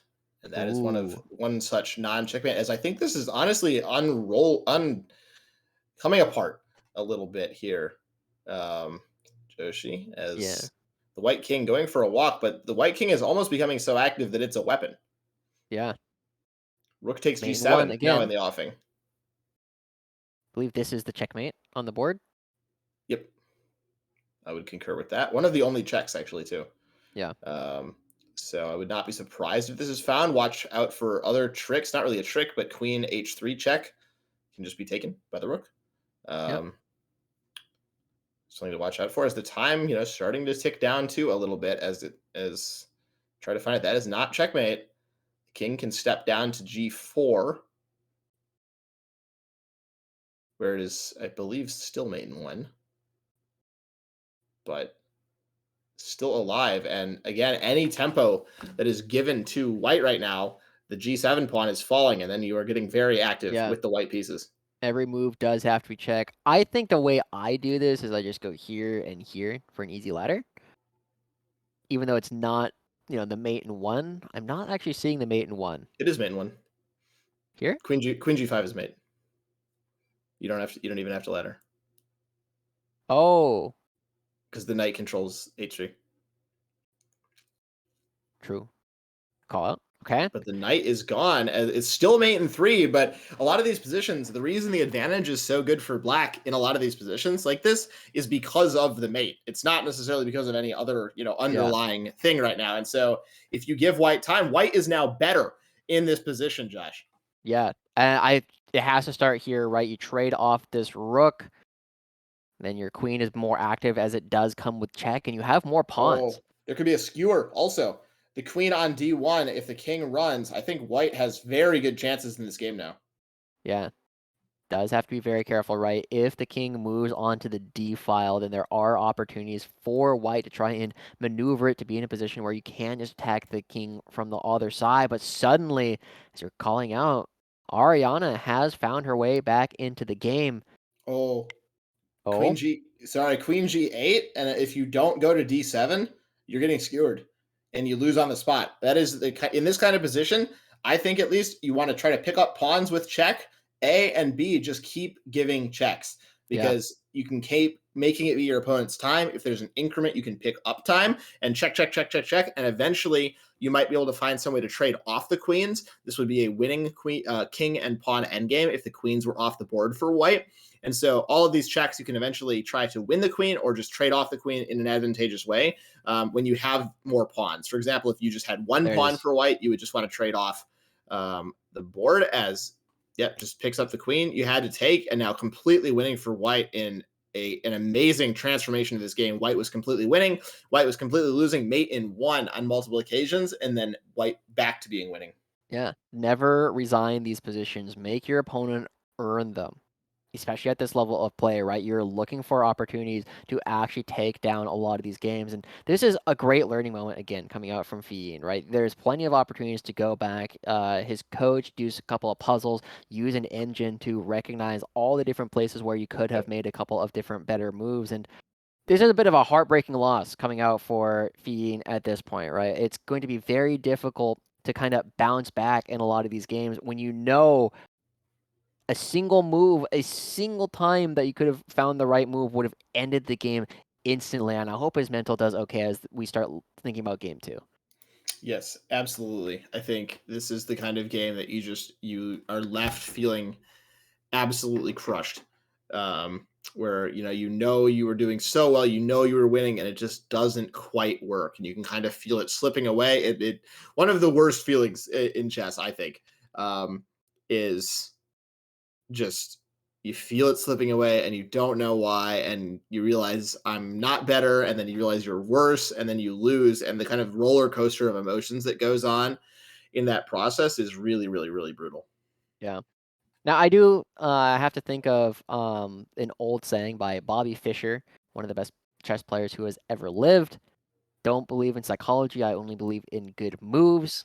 But now is where we got to see Ariana Walker King over to join the queen, and unfortunately, you cannot checkmate a king with a queen all by itself. You do need at least one other piece involved in the attack. And so, there are two easy ways for Ariana to win this. Pick up the pawns, promote one of your own pawns This to a could be a second draw. queen.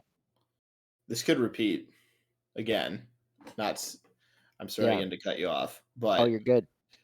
if you repeat the same position 3 times, okay, the pawn moves. But if you have the same position on a chessboard 3 times in a game, that is a draw. Um, if you just repeat moves, but the pawn move, of course, resets that since pawns cannot go backward. As it looks like Ariana determined to march the pawn on the board and get another queen for herself. Forcing the king out a little bit. And it looks like, yeah, it is going to be another queen coming through for Ariana at this point. And the king doesn't have a whole lot of moves. Do need to be a little bit careful. Ooh, But promote with checkmate. that is still promoting a checkmate. Yep. That's a pretty cool end. That is the cool end. E8 equals queen checkmate. That is not something that you see every day.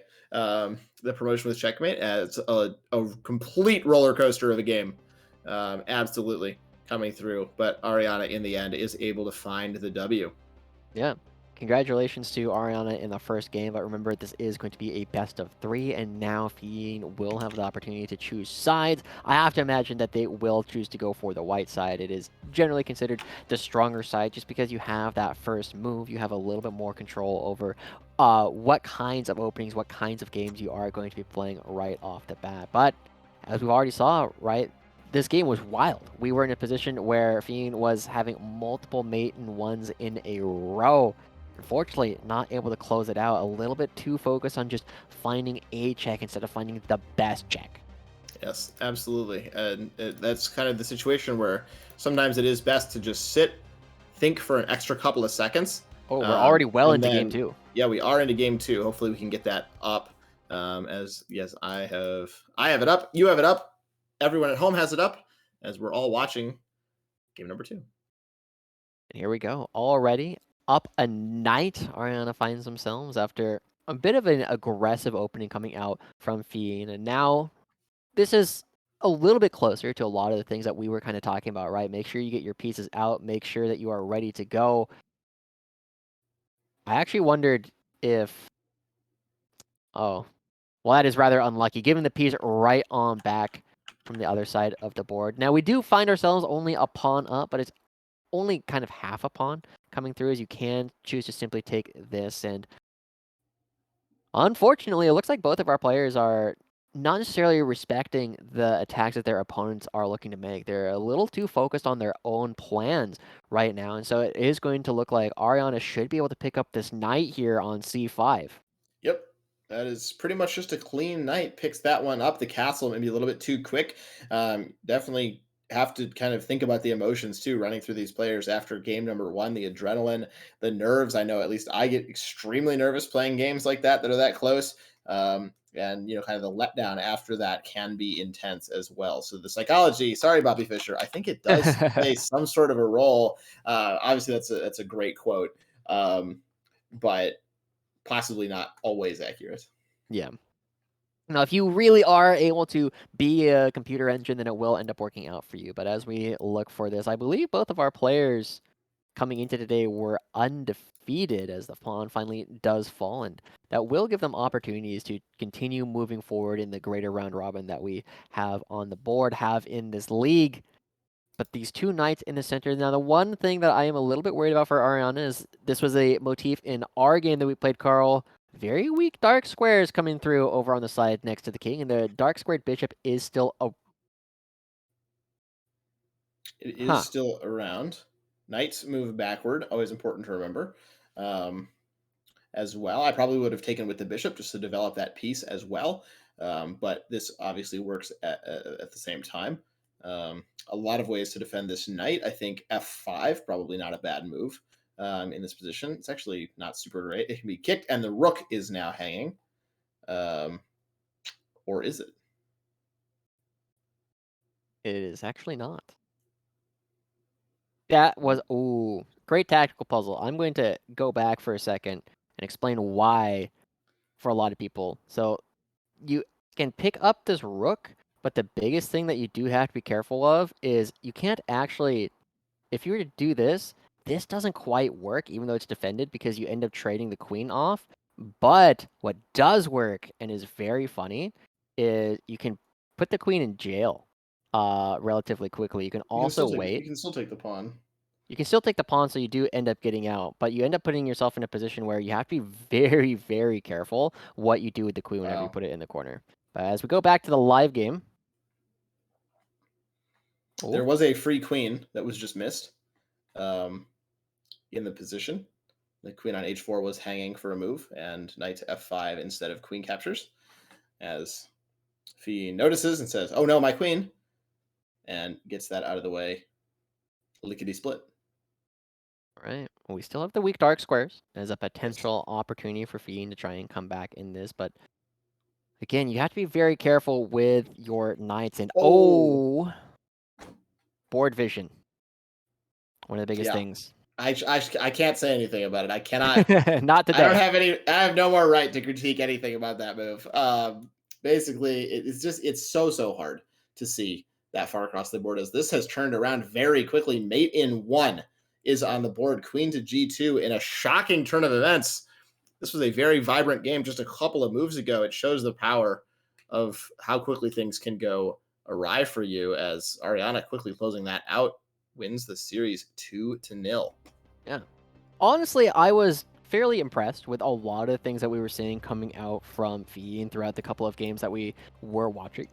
Right, they very clearly had some basic ideas on how to get your pieces out, how to play the position in a basic sense, but a little bit more focus on what your opponent's next move is likely to be, I think would go a long way towards helping Fiend improve as a player relatively rapidly. Remember, we saw a couple of times where pieces were just left hanging in the past couple of games because you are so focused on how do I give the next check that you don't think about what happens after that move, right? You give one check, the king moves out of the way, it gets blocked, and you don't have another check after that. Suddenly, all the pieces that you have been left hanging, now they're actually under attack, and you can only save one of them. Yeah, absolutely. It's sort of, when you move a piece, it's important to think about what you left behind, too. So the queen maybe used to be covering a knight. Now you're going to move the queen. It's a check, but that knight it used to be covering is no longer defended. And so that's something kind of important to think about. We were talking about the dark squares. When you put all the pawns in the light squares or you advance them too far, what are they leaving behind? They're leaving behind those very weak dark squares. And so that's an interesting kind of, a little bit higher level concept, but something that is important to start thinking about in your games is sort of, making sure when you move a piece, what did that piece used to be doing and is it still doing it, essentially? Exactly. And so, with that, we do end up seeing Ariana finding a quick 2-0 going down as the Louisiana Virtual Charter Academy improves to 3-0 in the round robin, whereas Fiend from the Texas Online Preparatory School drops their first game, I believe, thus far in the league. And that ends it for what we have currently in the central region here, Carl. Yes, indeed. So, That's with true. that, while we wait, I believe we're going to jump over to a short break for a little while. We might be back in a bit to play another show match for you guys, but remember, after that, starting on the next hour, I will be going over a short lesson for people in the Scotch Game and the Fried Liver Attack, a couple of different ways to play with white that put a lot of pressure on your opponent relatively early. But while we wait for the production to be ready, we are going to take a short break, and we will be back on the hour.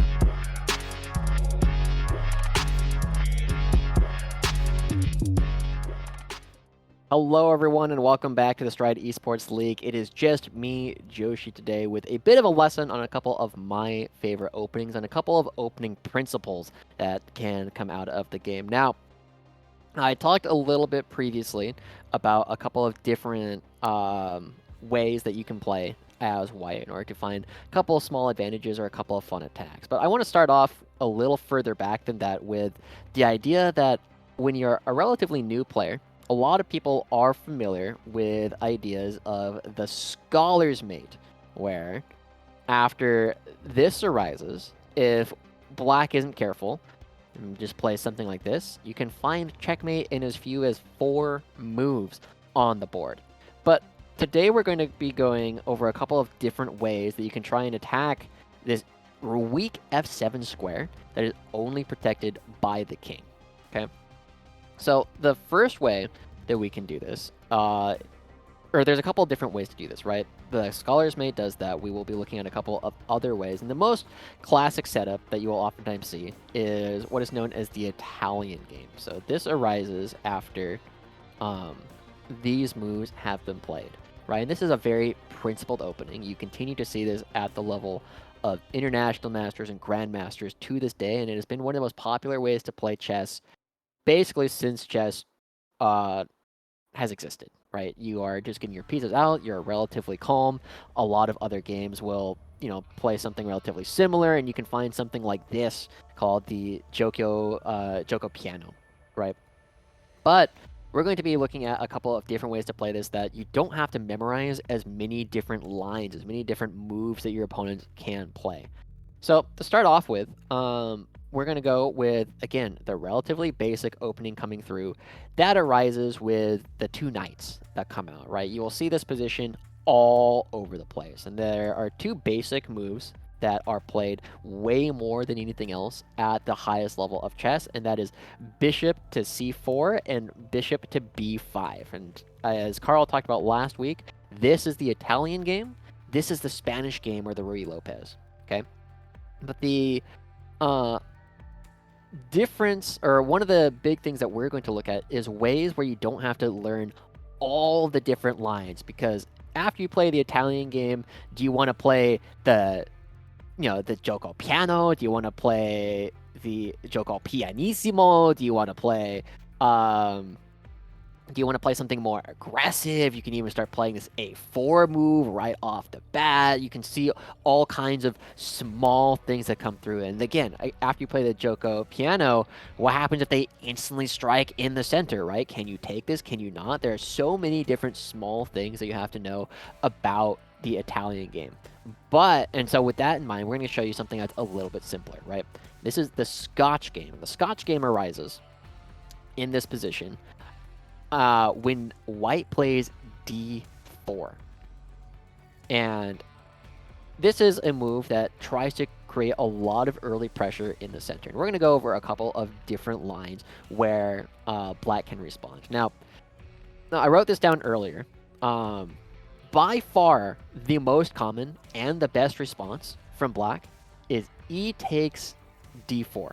At the Grandmaster level and the International Masters, this series of moves has been played 18,000 times, and this has been the response 17,900 of them, right? This is 99% of your games will go this way at the highest level. But we'll get back to that in just a moment. I want to show you a couple of other small sidelines first before we go into the main line for the idea. Okay. Now, one of the other things that you will oftentimes see at this level is this move coming through, d6 coming out from black. And this move has 2 main ways that you can play. And the Grandmasters like to play this, and it will oftentimes transpose into what we were talking about, where after black takes, white takes, suddenly you have this uncomfortable situation dealing with this knight because it is pinned not to the bishop, but to the king back here, okay?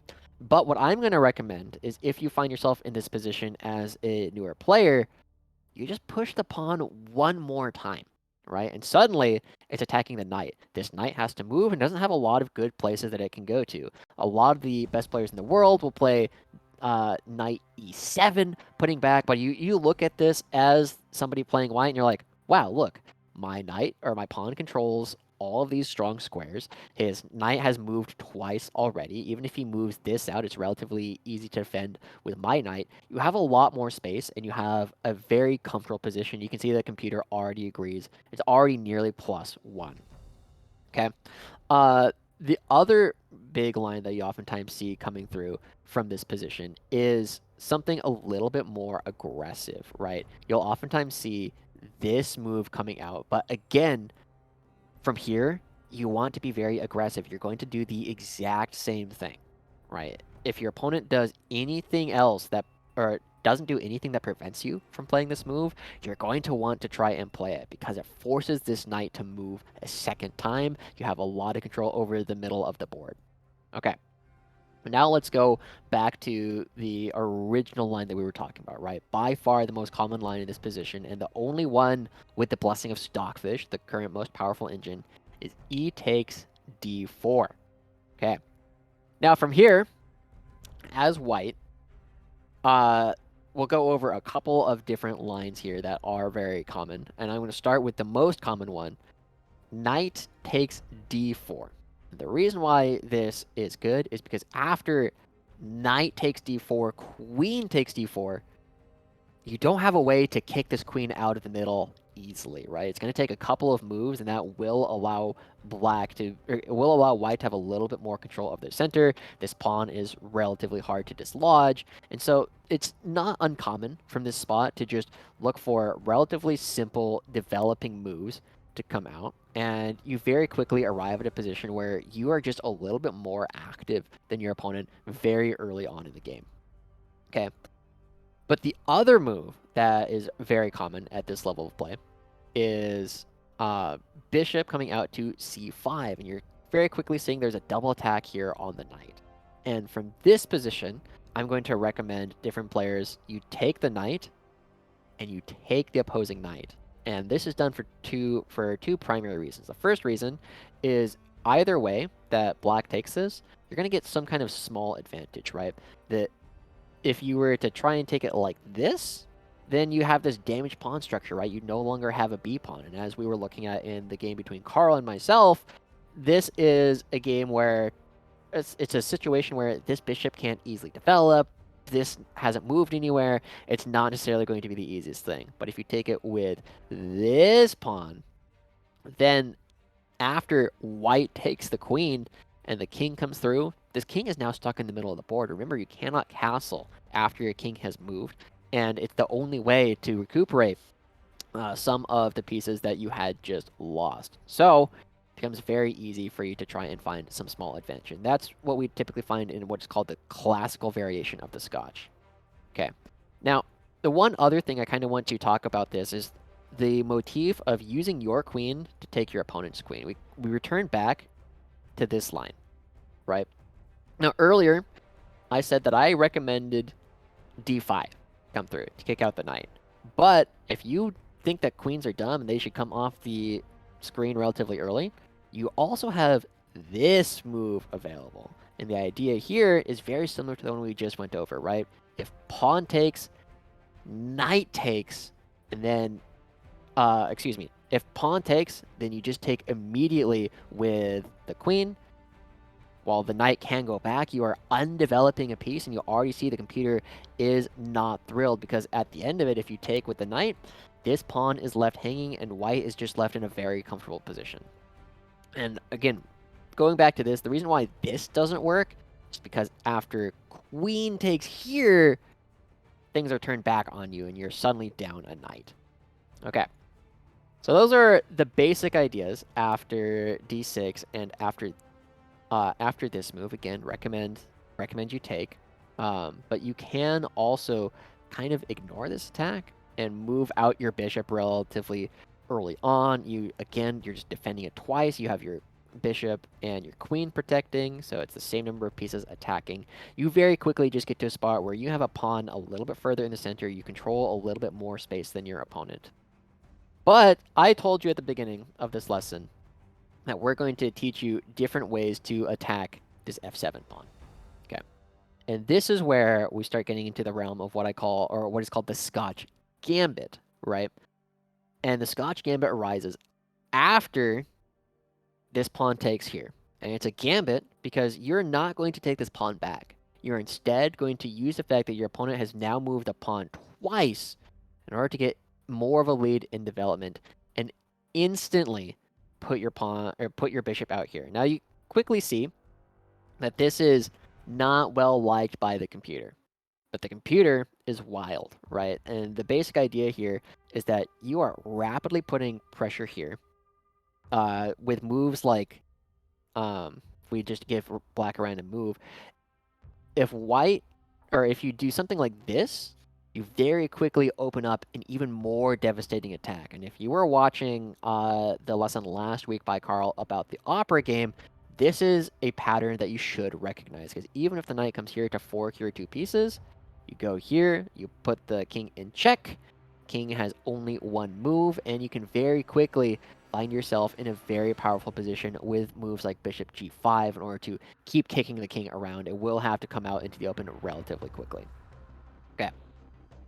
But that's the basic idea, right? You're putting a lot of pressure here. It demands a response. And while the computer just says from here, you can just play moves like knight f6, this is going to transpose very quickly into some very problematic moves for black, right? Computer, again, recommends just pushing the pawns. You're taking a lot of space in the center. This was the entire point of moving the pawn here in the first place. While, yes, the knight can take, you can take right on back. So suddenly, this knight has to move again. And there's not a great square for it to actually go to.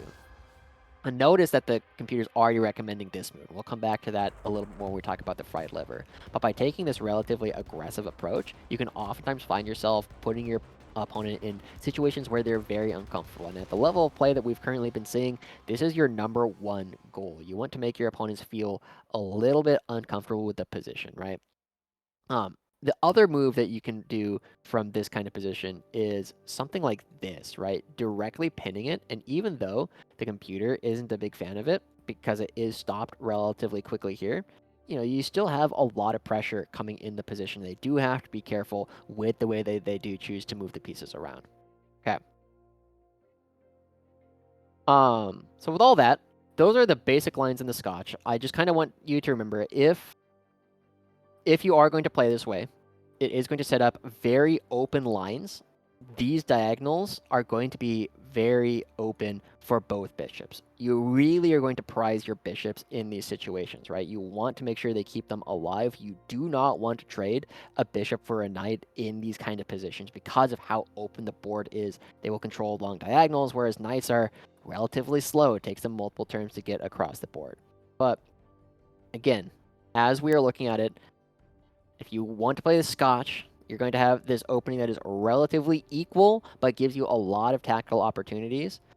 The big thing you remember, if they do anything other than this, your basic plan, you're going to push this pawn forward, kick the knight around. It will probably go back. You will support it later on with this C pawn. And for that position, you are just in so much control of the center of the board that it will be hard for your opponent to develop their pieces. If they do this, by far the most common move you will see, you will go with knight takes, and then the two moves that you need to keep in mind are if bishop goes here, knight takes, then you either damage their pawn structure or you deny their right to castle. And both of these are victories coming out from the white side. They're not large victories, but they are small victories. Okay, so that's the basic idea on the Scotch. You get some rapid development, you get some pieces out in the middle. Now, the other thing that we were talking about, right, is the Italian game. And one of the reasons why I do like playing this and used to be a big fan of the Italian game when I was a newer player is the other primary attack where you're putting pressure here on this f7 pawn. And that arises after knight f6. And the reason why this is dangerous is because a moment ago, your queen was controlling the square, right? Your queen was controlling the g5 square. And the reason why this is important is after knight moves to f6, it allows your knight to go to g5.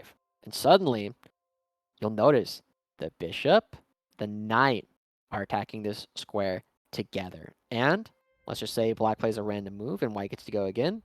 Knight comes in, forks the queen and the rook.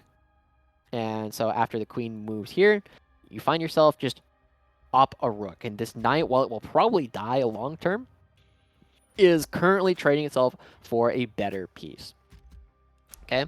And the other way, if you do it, if you come here, king is forced to come out relatively early on, and it's a lot more difficult to actually play from this position as white. And this is why this is a very similar motif, right? If we go all the way back to what we were talking about at the beginning, as we go back, this is a very similar idea to the Scholar's Mate, right? You're looking at this weak pawn that is only defended by the king, and you're putting a lot of pressure on it early. But let's go back. Where did I go? All right. We're going all the way back to figure it out. So this is one of the big attacks that you're going to be looking at as white. And this is one of the few times that we can actually recommend that you will be moving pieces multiple times early on in the game. And so there aren't a lot of good moves here by black. In fact, the only one that is not losing is this one. And you even see here, the computer is like, yeah, this is still an advantage for white. And the big part of that comes because after this, while black still has a number of different ways that they can play this, they can try and take this if they really want to. The big problem is now this knight is under attack. And so from here we arise in one of the most common ways to play the Polario defense, coming through, and you create a lot of pressure over here. You put some pressure on the bishop. And this is, again, another motif of what we're looking at, right? You're looking for traditional patterns, right? A couple of moves ago, we put our bishop here, but now that it's under attack, we need to go even further. And this c6 move is very damaging because after you play it, you have to be very careful because while this looks okay, now the only thing protecting this pawn is this knight. And so as the bishop backs up, you have a lot of pressure still being applied. This pawn can't move, and if this knight were to move, let's just say it moves in a random spot, you take it, suddenly you're attacking both the king and the rook at the same time. And so some absent-minded opponents might miss that. Okay. So that's the basics of trying to go in for the fried liver again, right? So the thing that you're generally going to be looking for here is you're creating a lot of pressure on this f7 pawn. If they do anything else other than this d5 move, you can very quickly look to take in the center, right? The computer recommends that if you don't play d5, the only other real move that you can try and play here, or the two moves you can try and play, are this, which still is not very pleasant because you are forced to move your king away. You don't have your pieces set up very quickly. And then after after the bishop backs out, you're still attacking the square, right? You can come on in, you can fork the king and the rook. The other thing that the computer says is not totally, absolutely horrid is just giving up this knight entirely, right? And this becomes an issue because after something like this knight and this knight are still hanging, okay?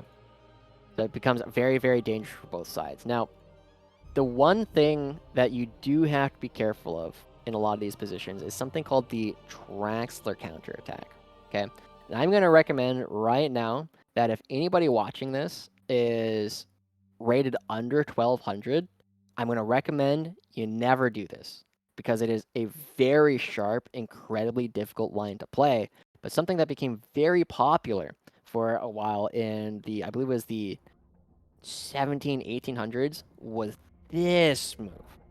And this looks silly, right?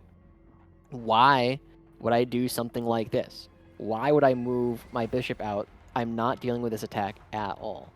Well, the idea is these two pieces are never going to checkmate you by themselves, right? And so you can already very quickly see if you go with something like this, you find yourself in a situation where this move suddenly becomes very dangerous, right? And the whole reason why this becomes dangerous is there's not a lot of good moves for white, right? Typically, you'll see things like this attack, but the knight comes out with check, king has to go back, and then suddenly, who's attacking who? It was white going for an attack a couple of moments ago, right? You were looking at this before, but suddenly you have to be very careful about what it is you're trying to do, because if you were to just do this, you're getting mated. And the entire point of the Traxxer counterattack is suddenly to turn around a lot of these points. If you want to spend some time going with an engine and looking at some games played by a lot stronger players, games played by people historically in these positions, you will oftentimes find that this Traxxer counterattack is absolutely wild. And if you want to look at players like Hikaru Nakamura, he did an entire stream with a bunch of other players where they would play the game out from this position because it is so sharp. And again, that means it's a situation where if you make one wrong move, you can instantly go from being very much ahead to losing the game. This is the kind of thing where you are saying, I believe that I am better prepared than my opponent. I'm going to use my better preparation to punish any of their wrong moves. But you have to recognize that with this Traxxer counterattack, Peter hates it. Computer is not a fan at all. And the whole reason is because if white plays all the best moves, Traxxer counterattack doesn't work. So, with that in mind, we've given you a couple of different ways to try and create some early game pressure. The one other thing that we would have to know is both of these only arrive while the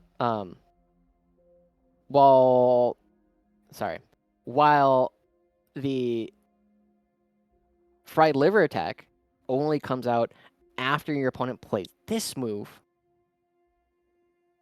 and becomes a very devastating attack from there. The Scotch, you have much more control over. You can almost always get to the Scotch if your opponents are playing very standard principle chess. And you will oftentimes find yourself in a position where if you are ready to go here, you will find yourself in a position that is just slightly better developed. You're already a little better, and by putting out your bishops, bringing out your knight, you're going to be in a position where you are just a little bit better than black the entire time, and by using your bishops on these long, powerful diagonals, you will be perfectly prepared to find a lot of wins in different games. This is how I was playing rather consistently when I was rated between 1,000 and 1,300. I won a lot of games in these positions just because I understood how powerful my bishops were. I was not willing to trade them, and I would oftentimes put my opponent in uncomfortable positions.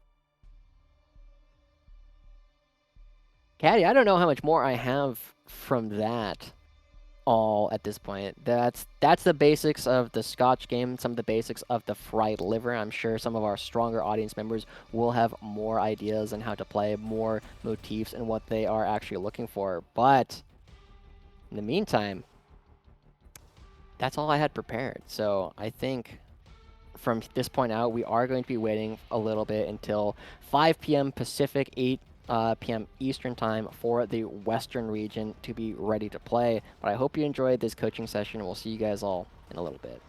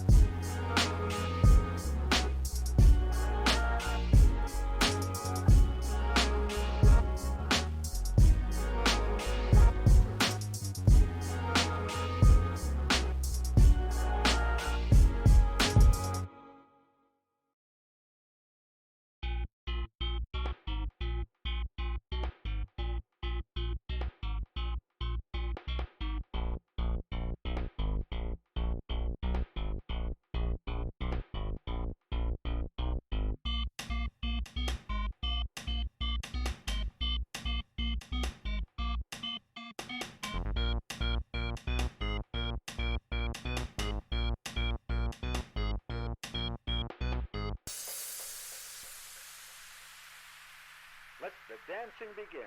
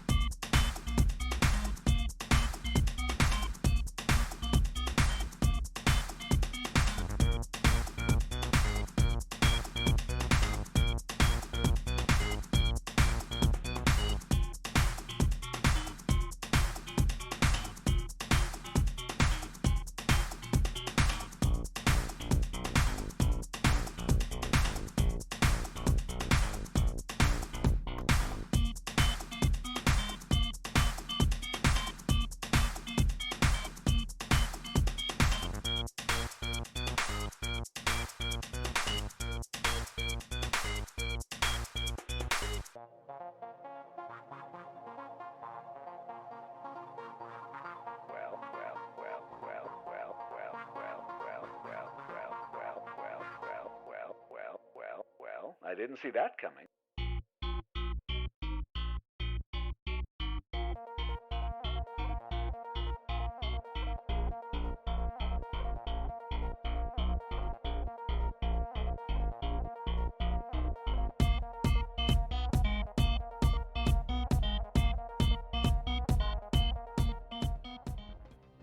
Welcome back, everyone, to the Stride Esports League Chess Tuesdays. It is still me, Joshi, joined here by Carl, and we have a little bit of a break to kind of fill while we wait. I didn't expect that lesson to go by so quickly, but in the meantime, to make sure there's still plenty of chess going on for you guys, Carl and I are going to continue playing a couple of show matches and maybe explore some of the different things that we have been looking at. Maybe explain a little bit of the moves and the styles that we want to see our players try and emulate a lot for the upcoming matches. So I'm going to go ahead and send a challenge his way. We're going to be playing a little bit more 5+0, 5 minutes with no bonus increment, similar to what we have been seeing our different players playing so far.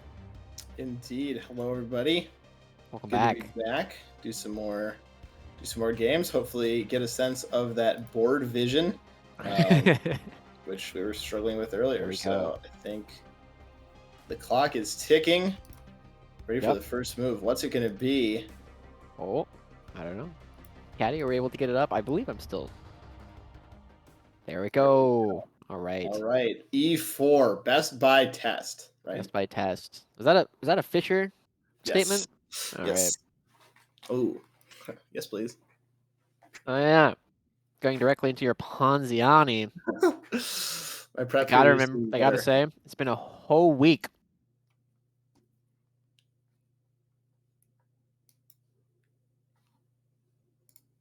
Really? Mysterious. You're definitely way more familiar with these lines than I am. I mean, maybe a little bit, but it's not a big deal.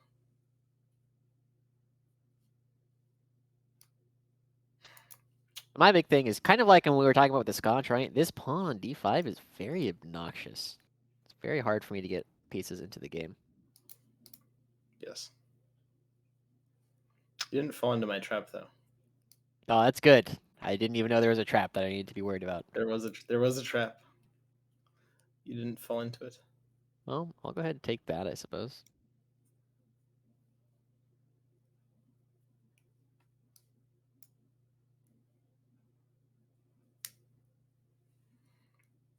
You did not activate my trap card, unfortunately. That is good for me. Do I take that? I don't know, do you? That's a really odd spot. Because I definitely don't want to let you take me. Because I don't want my G pawn to have to move. I briefly pre-moved taking back with queen, so if you'd been really Yeah. quick, you could have. Oh, I could have taken it with bishop. Oh, yeah. Just be careful with your pre-moves. Make sure you think about it. Undisciplined caster, Carl. All right, doubled isolated pawn. Yeah. So now, let's see if we can get pieces into the game a little bit. Yeah, I have to undouble your pawns. TY. Is there a trick? Am I missing? I don't know. There's a trick.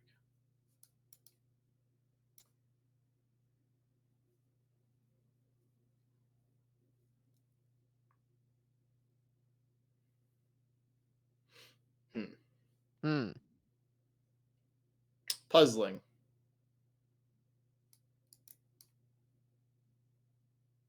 Want it in the middle of the board.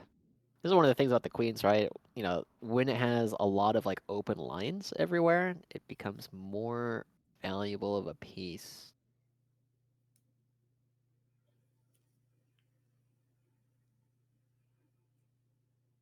Aha. Didn't fall for that trick. That trick either. Disappointing. What? Are you trying to say you wanted to go here and attack my king with check and Yeah, open the queen? Weird. that is what I was saying. Sort of weird champ, I know, but I guess I have to take this. I'm still down a pawn. Plays his pet opening, down a pawn out of the opening. All right, nice. Unlucky. All right, well, let's go ahead and pin that.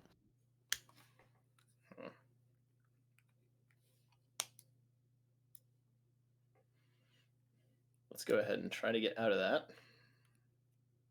I think it's supposed to be this rook. I wasn't sure if it was supposed to be the F or the A rook that goes here. Well, I guess I cannot take that pawn. Thought about it. Okay, very interesting position. Probably better for me, but you know, what's a piece? It's a pawn. It's a pawn. I actually don't know what to do here. I'm actually just slowly convincing you each week to play shorter time control. And then Ooh. eventually we're playing like minute game, and then it's over. Then we then I really get to play.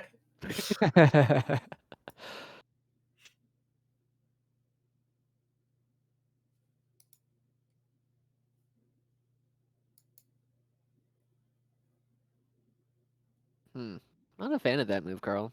I'm sorry. What don't you like about it? I don't like the fact that it threatens to break my structure. Mm, yeah. Very passive. Very passive.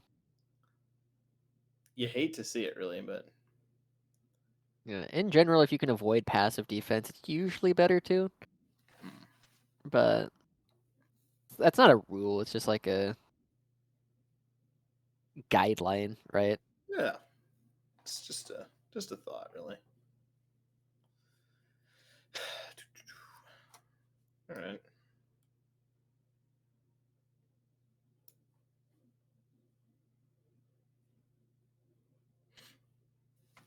You're up a pawn. Yeah, still.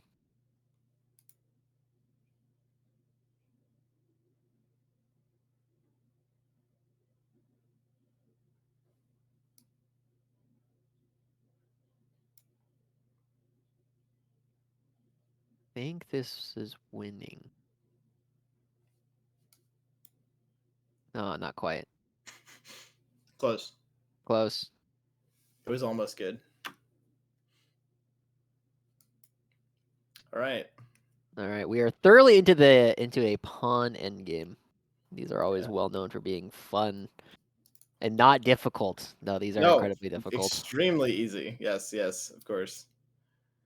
Nothing like them. These are always very like fascinating Yeah. theoretical positions.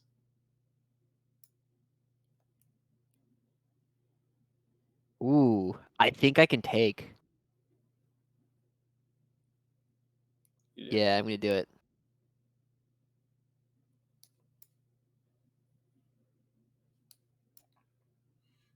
Okay, You are still up a pawn. still up a pawn. But now same color bishop ending. Yep. But it's not looking great for me. The biggest advantage I have right now is that my king is closer. Hmm.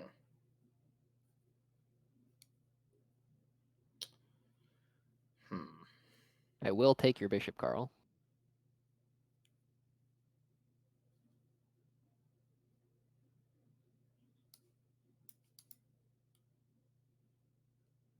That's interesting. Oh, am I in time? I don't know if I'm in time, and I don't have time to to find out. We're just gonna try. That was a bit foolish by me. Oh, you're definitely in time, by the way.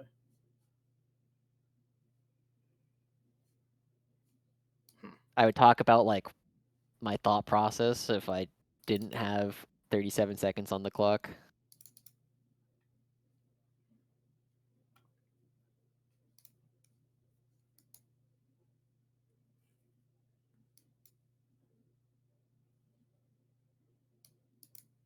Creative.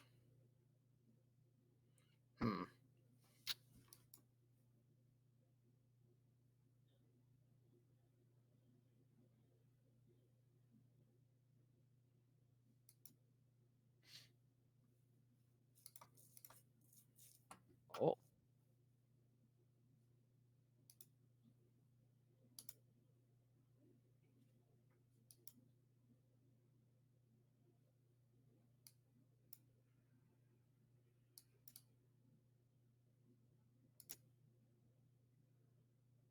Hmm.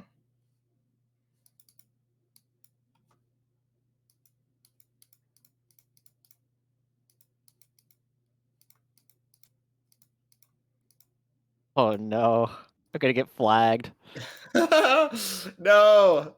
Oh, you got a pretty easy. You were in a pretty easy position. No! Oh no. GG. Oh, one of my pre-moves didn't go through. Oh, never resign. Yeah, dang. I guess. GG. That's what happens, right? We're in a time scramble. I don't have time to like calculate it all out. I end the game with 0.7 seconds still on the board. Yeah, Yeah. But that was a fun one. That was a good one. that was a quality game. I think Yeah. we have time for one more. All right, here we go. We're launching right into it. We're playing one of my openings this time. All right. Oh, an Indian game. Oh yeah, Grunfeld. Here we go. You'll notice that we just blitzed out all the moves instantly. It's because we are familiar. Notice that. Oh, I guess you guys can't see it, but this still has a name as of Bishop B5. Uh-huh.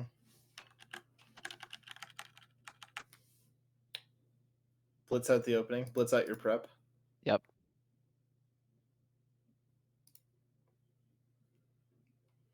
And you're just in time is sort of the idea. Yeah.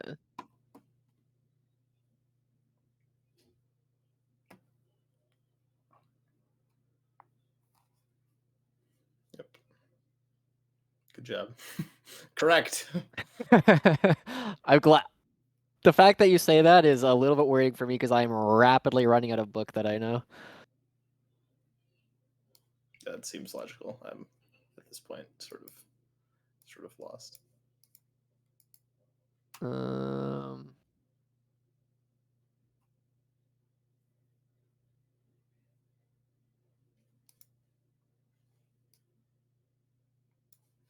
Yep. All right. Well, here we have that wedge we were talking about in the Scotch game, Yep. but it's a little bit later, so it doesn't mean as much.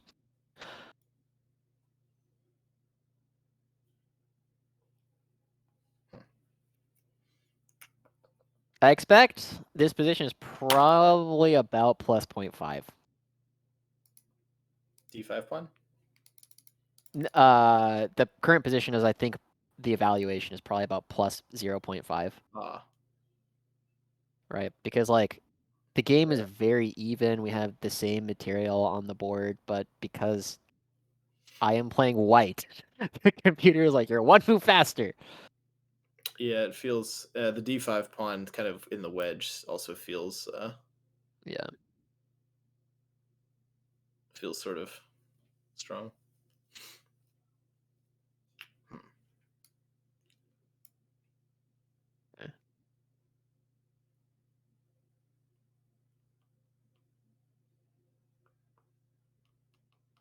If you What to play do? G5, you will entomb your bishop for a bit. That is true. That is true. Is it worth it? I don't know. I don't know. I My guess is entombed my bishop probably earlier, not. and that was bad. Yeah. So also our life score is now 2.5, 2.5. True. True.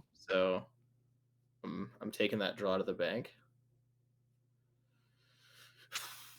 What to do? See, this is kind of where we're looking at and talking about like the time management, right? Like by playing our first 8 moves over the course of about 10 seconds, we now have more time to think about these situations where we don't know what to do, right? It's one of the big valuable parts of learning different openings and having prepared openings is that you don't have to think about them if you just know what the best move is. Oh, interesting.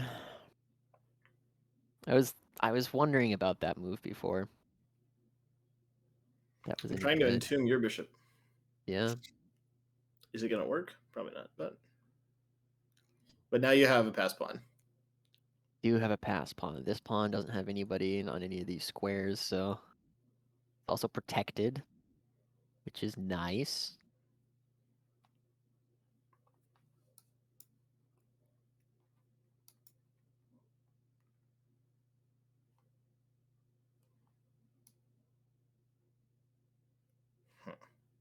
All right, sort of speculative. Speculative. Both of our bishops kind of suck now, but that's okay. Yeah, they're staring into my bishop is definitely worse, although I don't think yours is noteworthily better. Yeah. Hmm. There's something here. Gotta be right.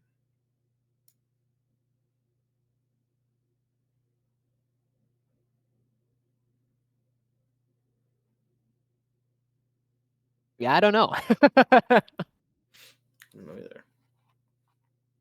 Or you can just play G3 and be like, nope. No thanks. But then you can play G4. No. That's when you play F4. Takes. It's crazy. That's probably not very good.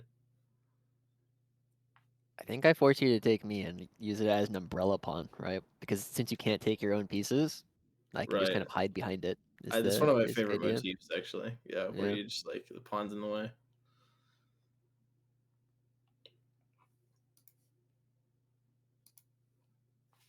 Hmm.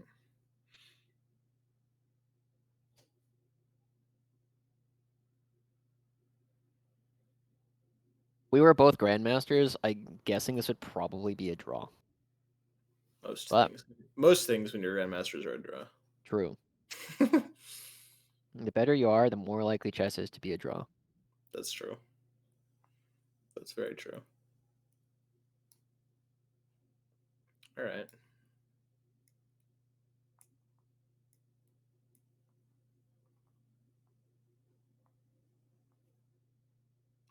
Yeah, I guess that's like the only move for action in the game.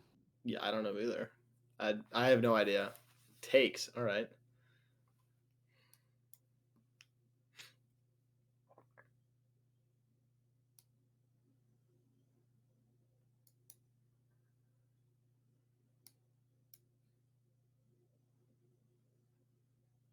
This is where I just hang checkmate or something. Probably I would not. not be opposed. I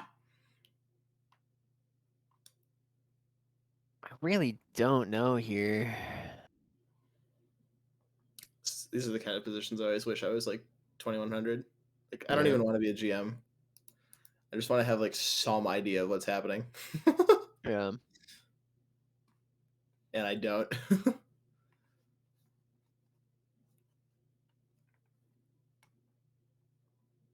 Yeah, I obviously have to think about taking. I can think about pushing, Right. about ignoring it and doing something else. Taking can't be that bad, I say, before getting slaughtered on the F file. Yeah, I don't think so.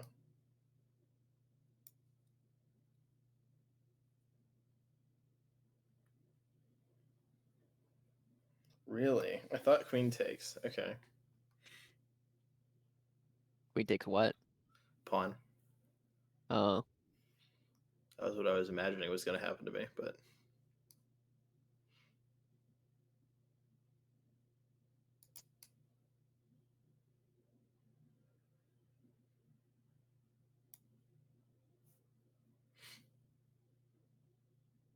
I think I want to trade off a rook.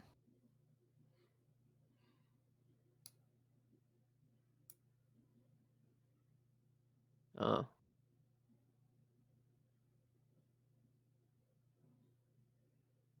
Okay.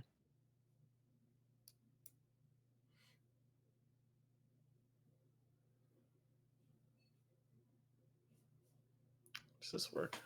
I don't know. I don't know. We don't have a lot of time left to figure it out. Oh no. Oh, this is a real struggle.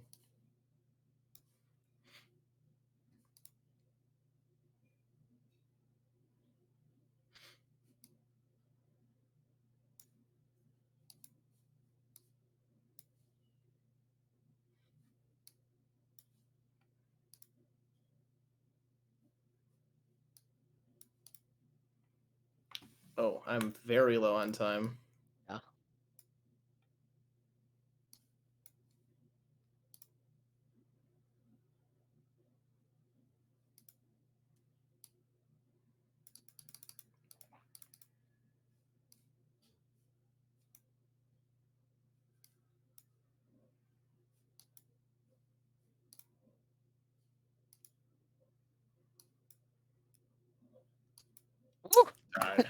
GG. Oh, what a game! That felt there you go. like one of our closer games. I think That was definitely one of our closer games. For people who aren't really familiar, I think I probably had a winning position, but I noticed that I had a large clock advantage and was like, yeah, let's bail out. Black. I don't know. Yeah, fascinating position. Like a couple moves Yeah. before the end. Yeah, White was winning at a variety of points in the end game, and then I was also winning at one point in the end game. Yeah, I'm sure. I'm sure I didn't play it particularly well. I just wanted to make sure that Carl didn't have enough time to come back. But with that, we have used up enough of the time. We are going to be going over to the Western region relatively shortly. So we'll be back in a few minutes on the hour, 8 Eastern, 5 Western, or Pacific. That's the term that we're looking for. And we'll see you guys in a few minutes.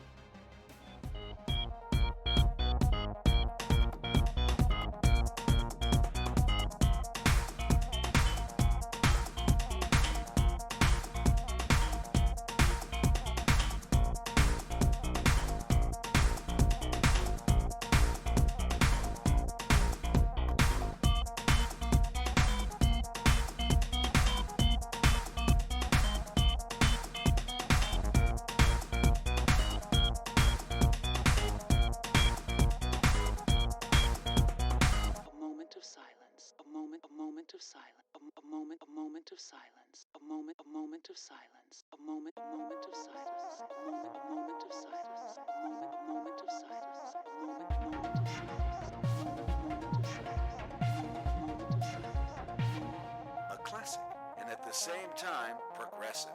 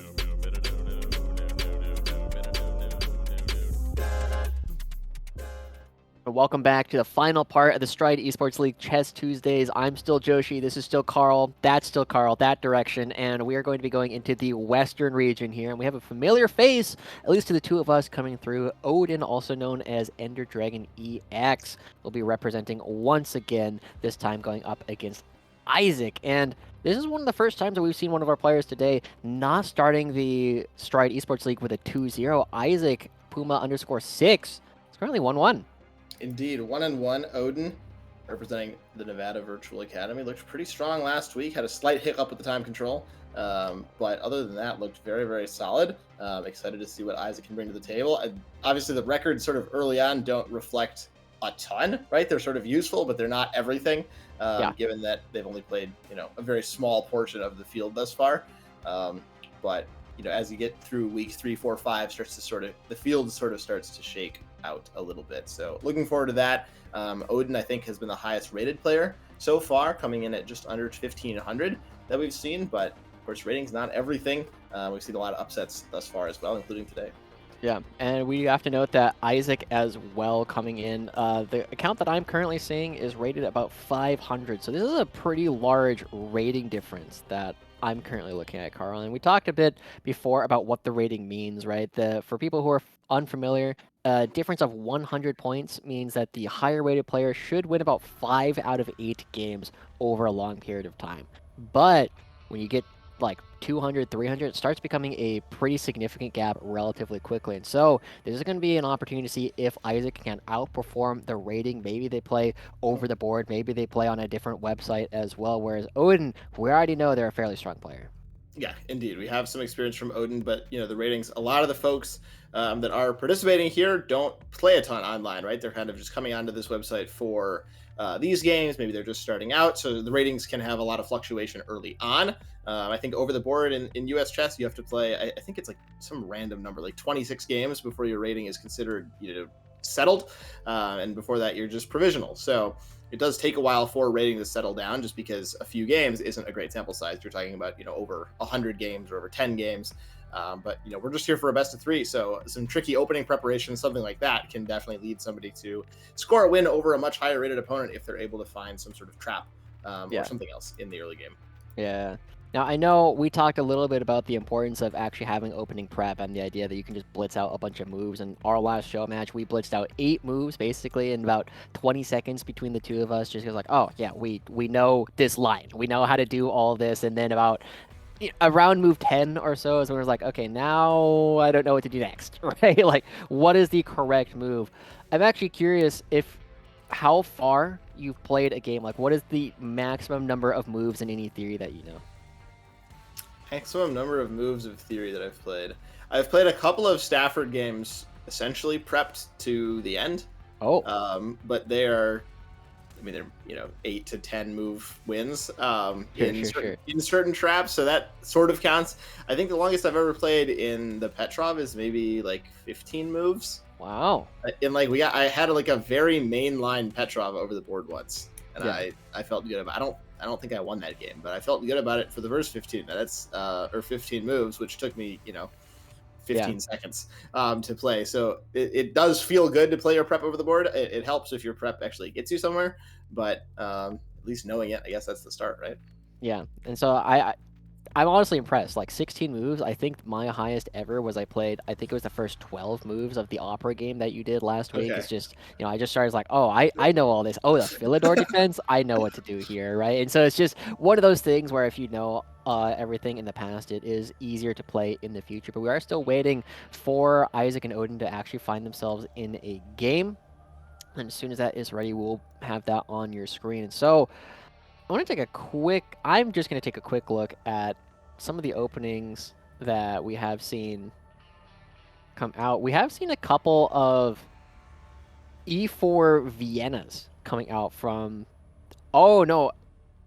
Excuse me. That's the other side. It was the Alehin's defense or Alekine's defense coming through. A couple of times coming out already from Odin, which is definitely not popular at the highest level, which arises after E4 knight F6. You just move the king's knight out on black, and it's not popular because immediately after E4 it often is followed up by E5 on the other side. But I'm curious because when you play these unusual moves, kind of like what we saw with Faith earlier on, who was playing the English C4 opening, like, I don't know how to play against that. I don't know any moves of theory against the I English. don't know either. I think you do know something about the French defense, which I believe is on the board Oh, in the game. At least I am watching I do have that open as Odin's well at game. this point. So we are up, and the French defense is on the board. That is something that you played against me last week. I know you know a little bit about. Yeah, a little bit about the French, as we do have that ready for Caddy as we start to pull it up.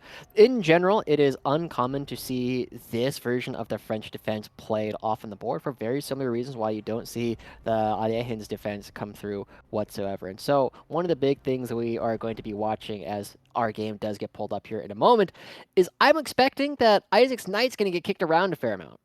Yeah, one imagines C4 on the board is I don't really understand Alekin's defense. I know it's not terrible, but I don't really understand it. I think A3 here is probably very strong, according to the engine, at least, just continuing to kick the knight. Usually you will see the knight go back to B6 Yep. in an Alekhine. I don't really understand it. I just sort of kick the knight around because it feels good, but I don't really think that's like engine approved material.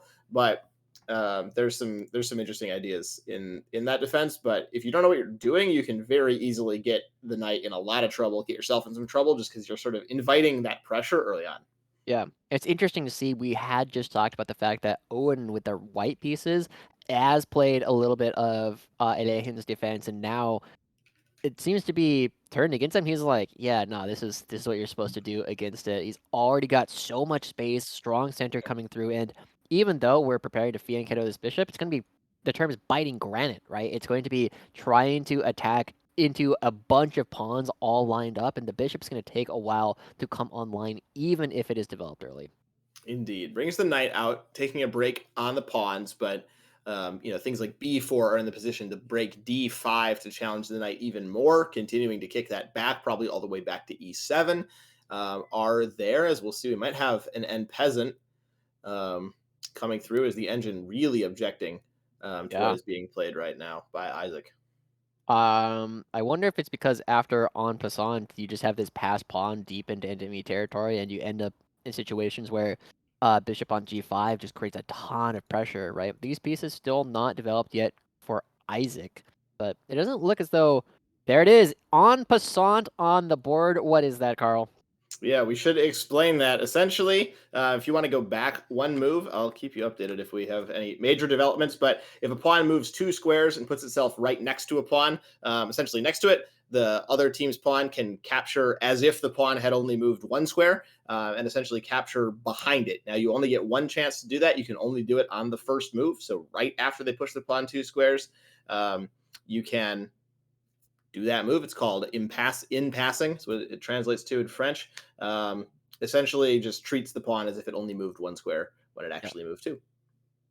And a bit of the history of that, it comes from the fact that in chess, you were not always able to move the pawns two squares, and so it's their way of allowing you to do that, even though you couldn't always do it after they started allowing people to move pawns twice for their first move. And I've played a couple of games where you could only move the pawn once every single time, and the game is pretty similar, but it is just slower. It takes about an extra 5 moves or something for anything to actually happen on the board. But now we are seeing some of the issues with not bringing all your pieces out earlier, right? Look at the amount of development that Odin has on the board compared to that of Isaac. And I actually wonder if this just like traps the queen. It's very close. I think it's at least you're at least winning the knight. You have B4. The queen can only go back to B6 or A6. If it goes to A6, you push the pawn and fork the knight and the queen. If it goes back to B6, I don't know exactly Pretty what sure you after have there, but you B6, can you just have place it, C5. and then probably B5 Yeah. to follow. So bad news for Isaac's queen at the very least. Um, and I wonder if there is bishop takes on B4 actually Hmm. in this position, just Yeah. as a bailout. You probably get two pawns for Two two pawns for the pawns and a piece. little bit of pressure. I Yeah. don't know. I think that's maybe the best try, but the engine being at almost plus 10 sort of gives away that maybe that's not all that there is here. There's just no development coming out, right? Yep. We've mentioned this a couple of times. You got to make sure that you have pieces ready for the attack. You're a boxer and your feet aren't set, right? You can't actually get anything done. We see that this bishop is still blocking the way of even a castle opportunity right now for Isaac, whereas Odin is already ready to go. The defensive position is already there, and so there it is, a little bit of a bailout coming through as we talked about. I would have preferred the bishop a little bit, just because it allows you to castle in the near future, but this is, pretty similar, right? Sacrificing the knight, queen will take, and then, your queen is not dead. It's just hard to move.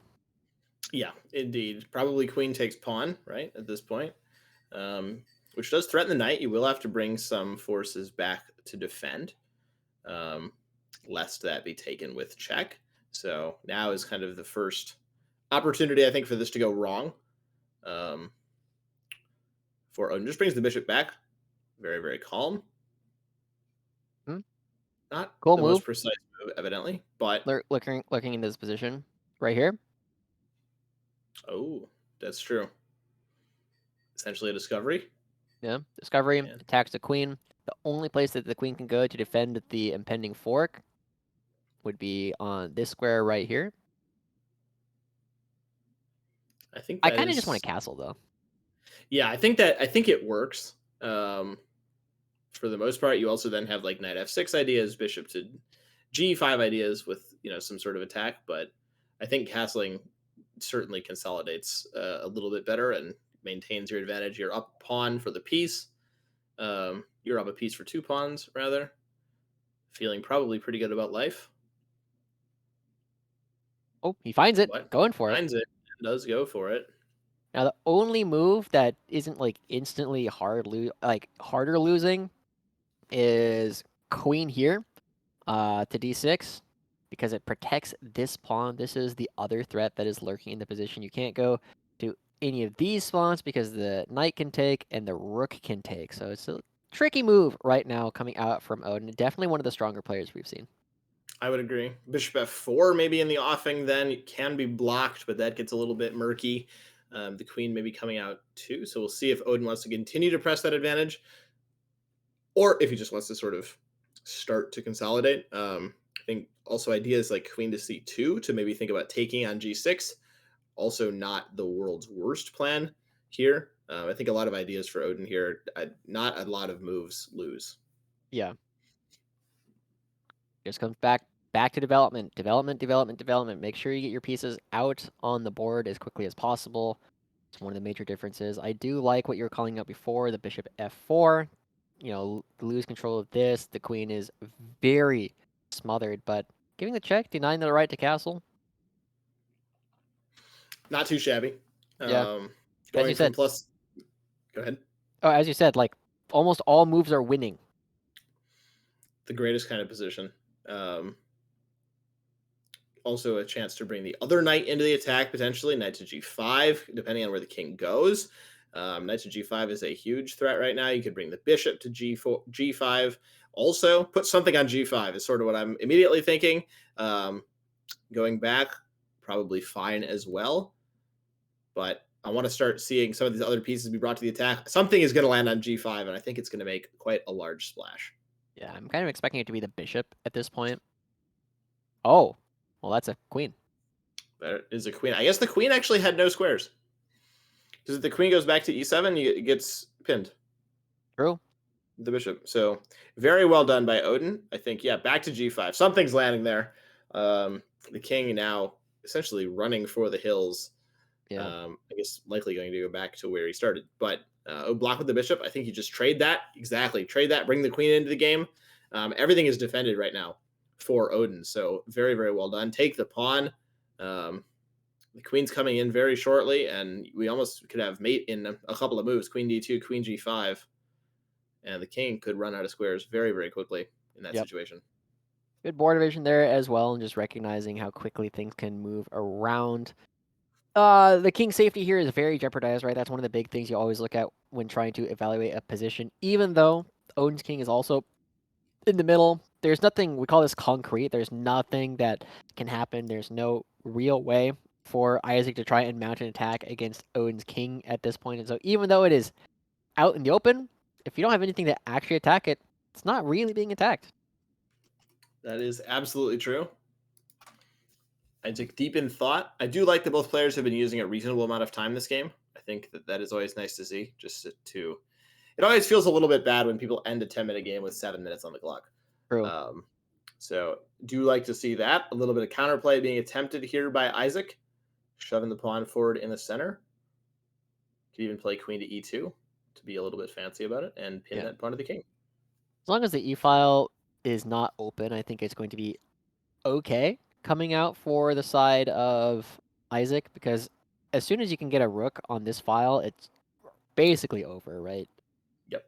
It's already plus 20. The game is mostly decided at this point, but would really love to see a castle, want to see opportunities to attack in here. You could even just push this pawn, giving your queen an opportunity to move forward, and now putting more pressure on the e-pawn.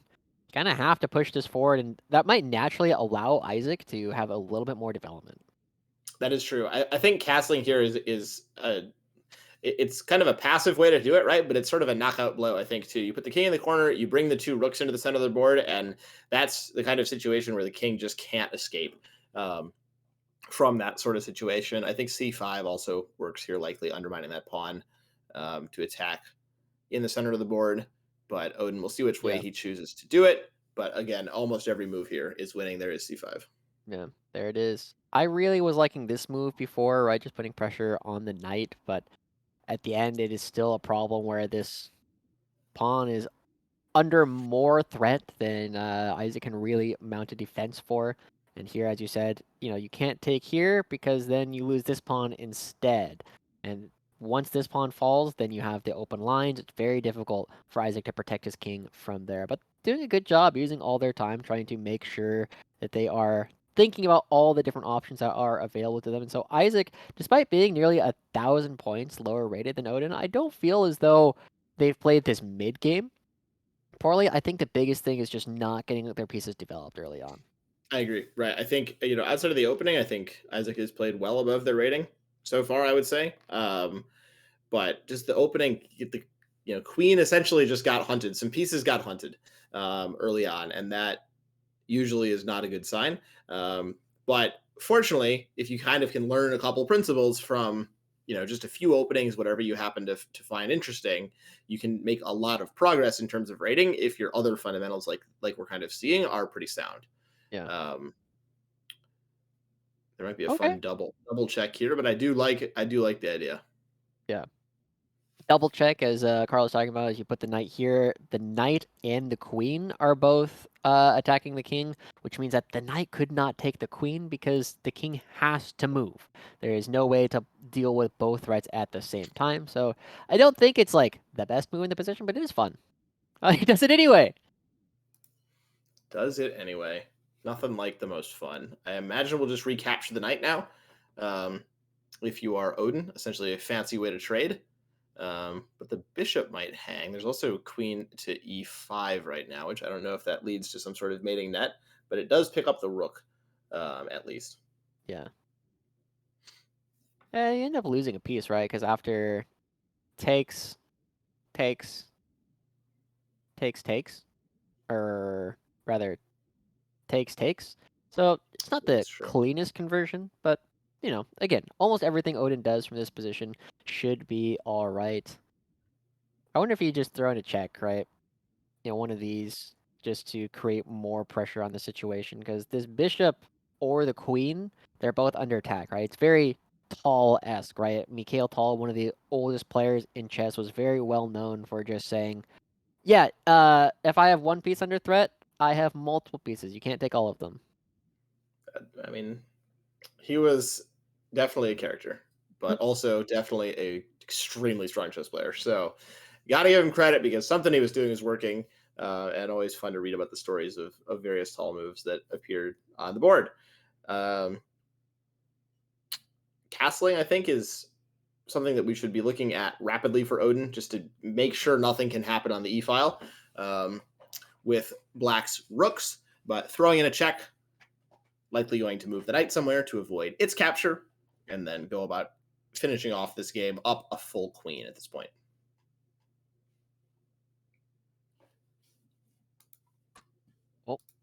Well, yeah, just have to be a little bit careful. I think at some point you can either lose this knight, or maybe the knight just goes here to protect against the e8 rook move.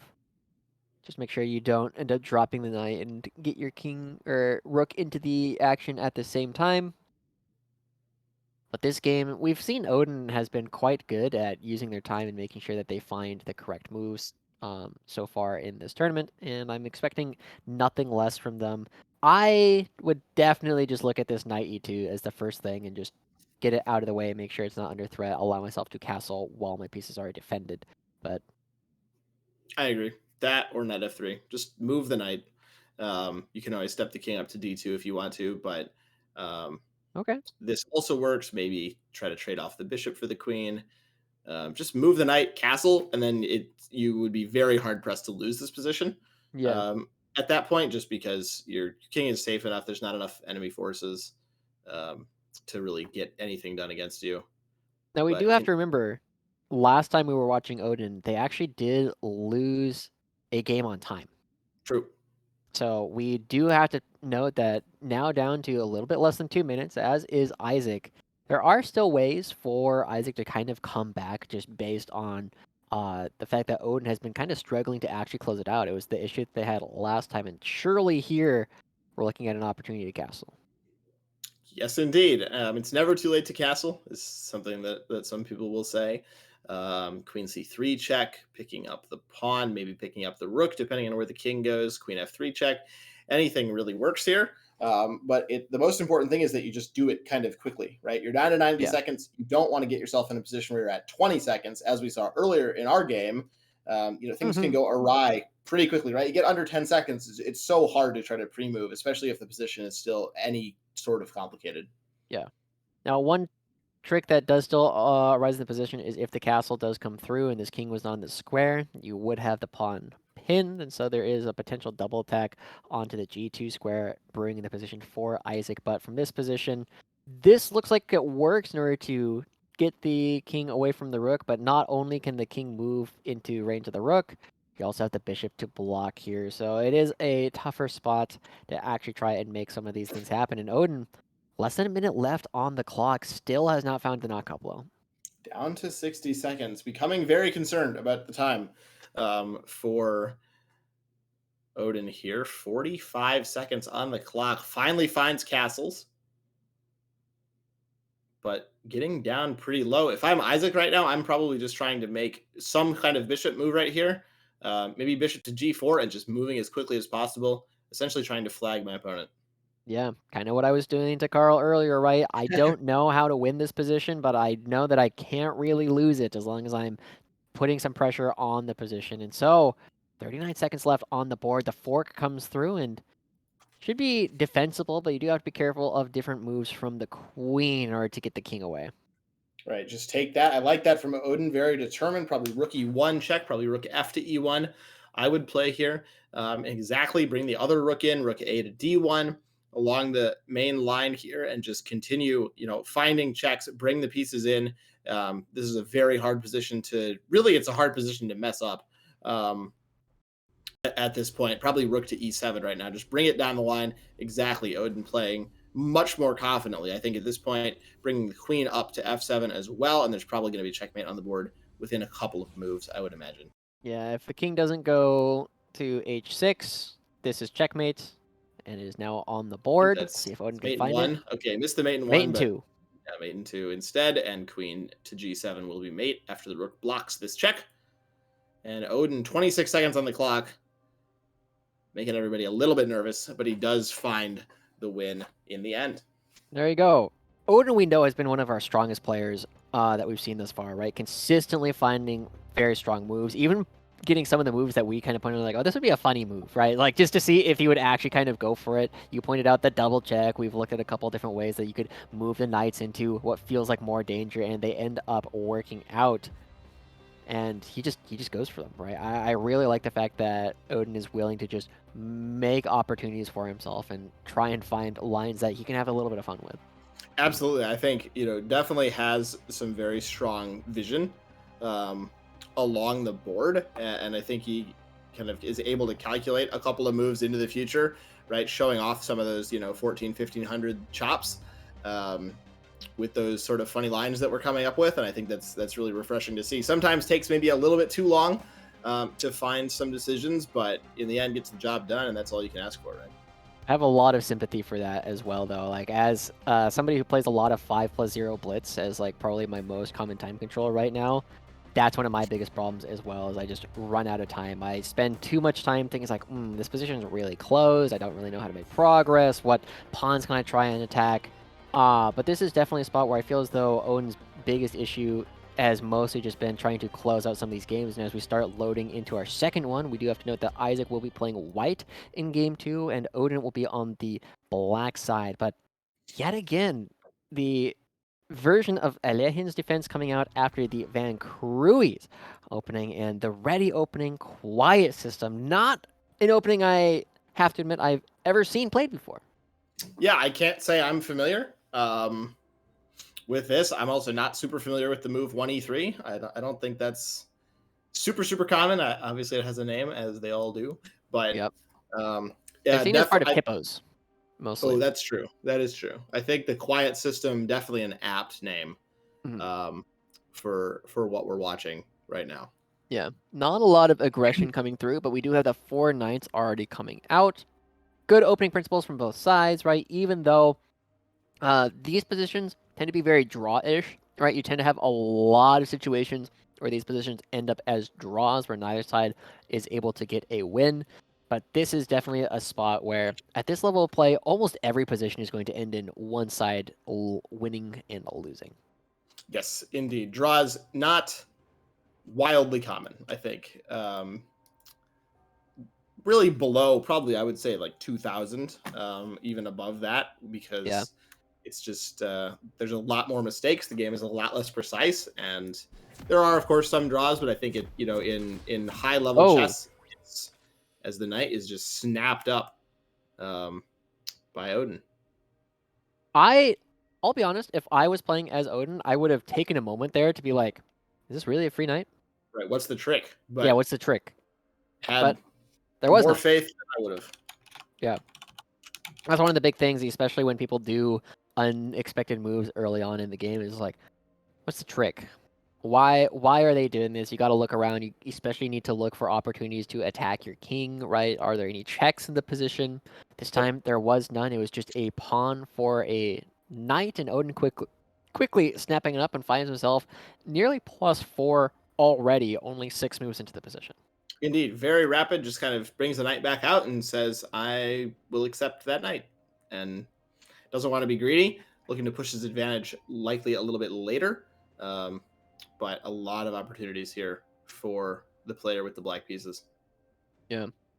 So now we're already seeing Odin as well with a time advantage. And Isaac, I'm trying to think of what opportunities they have for counterplay, right? I mean, as a general principle, if you're behind in material, you don't want to trade. And so Odin very quickly, looking for the opposite, says, well, I'm up an entire knight. If we trade knights, then I just have an extra piece on the board. Is very willing to make this trade. And while it's a little bit more aggressive than I would have played, it's good principles. I think he also might be setting up queen to h4. Queen? True. As a small trap, because I think that is almost mating. As the computer... Right. I think that's the best move here. I don't think it leads to anything sort of concrete right now, but this is very scary for white at the very least. This is very, very difficult. I'm even trying to think, right? Because if you go here, this isn't quite checkmate because the king can walk out. This block doesn't do anything. You just bring the king closer, and so Bishop g4 wins an exchange. True. At the After least. takes, you get the rook. Yeah, queen f2 looks great, but it doesn't actually do anything on the spot. But it is still the computer's best move, interestingly enough, right? Apparently just getting this king out into the open is enough of a detriment. Yeah, it's got to be, right? Would you want to play this position for white, right? Like, absolutely not. Right, of course not. I don't know exactly what the knockout is, but that was not quite it, according to the computer. But trying to bring the bishop into attack with the check. Okay, so that's the idea. I didn't understand for a moment. There are a lot of ways to blunder checkmate in a couple of moves here. Yeah. This is a big risk, right? If you do not block off this diagonal, then... Okay. Actually, what is the continuation? Here you go. You can block with c4. Yeah. Yeah. Okay. But Also, you can just take the knight. Oh, true. Your king is in the middle of the board. And that's where the advantage goes. Is it the only... You can block. So you can block or take the knight. These are the only 2 legal moves left on the board. And then f4 or f5, just to be extra crazy. Probably not. But it might be fun. What do you do here if you're Odin? This is a fascinating position. Yeah, you kind of have to bail out a little bit, right? I think you need to get this knight out. Knight g3 maybe.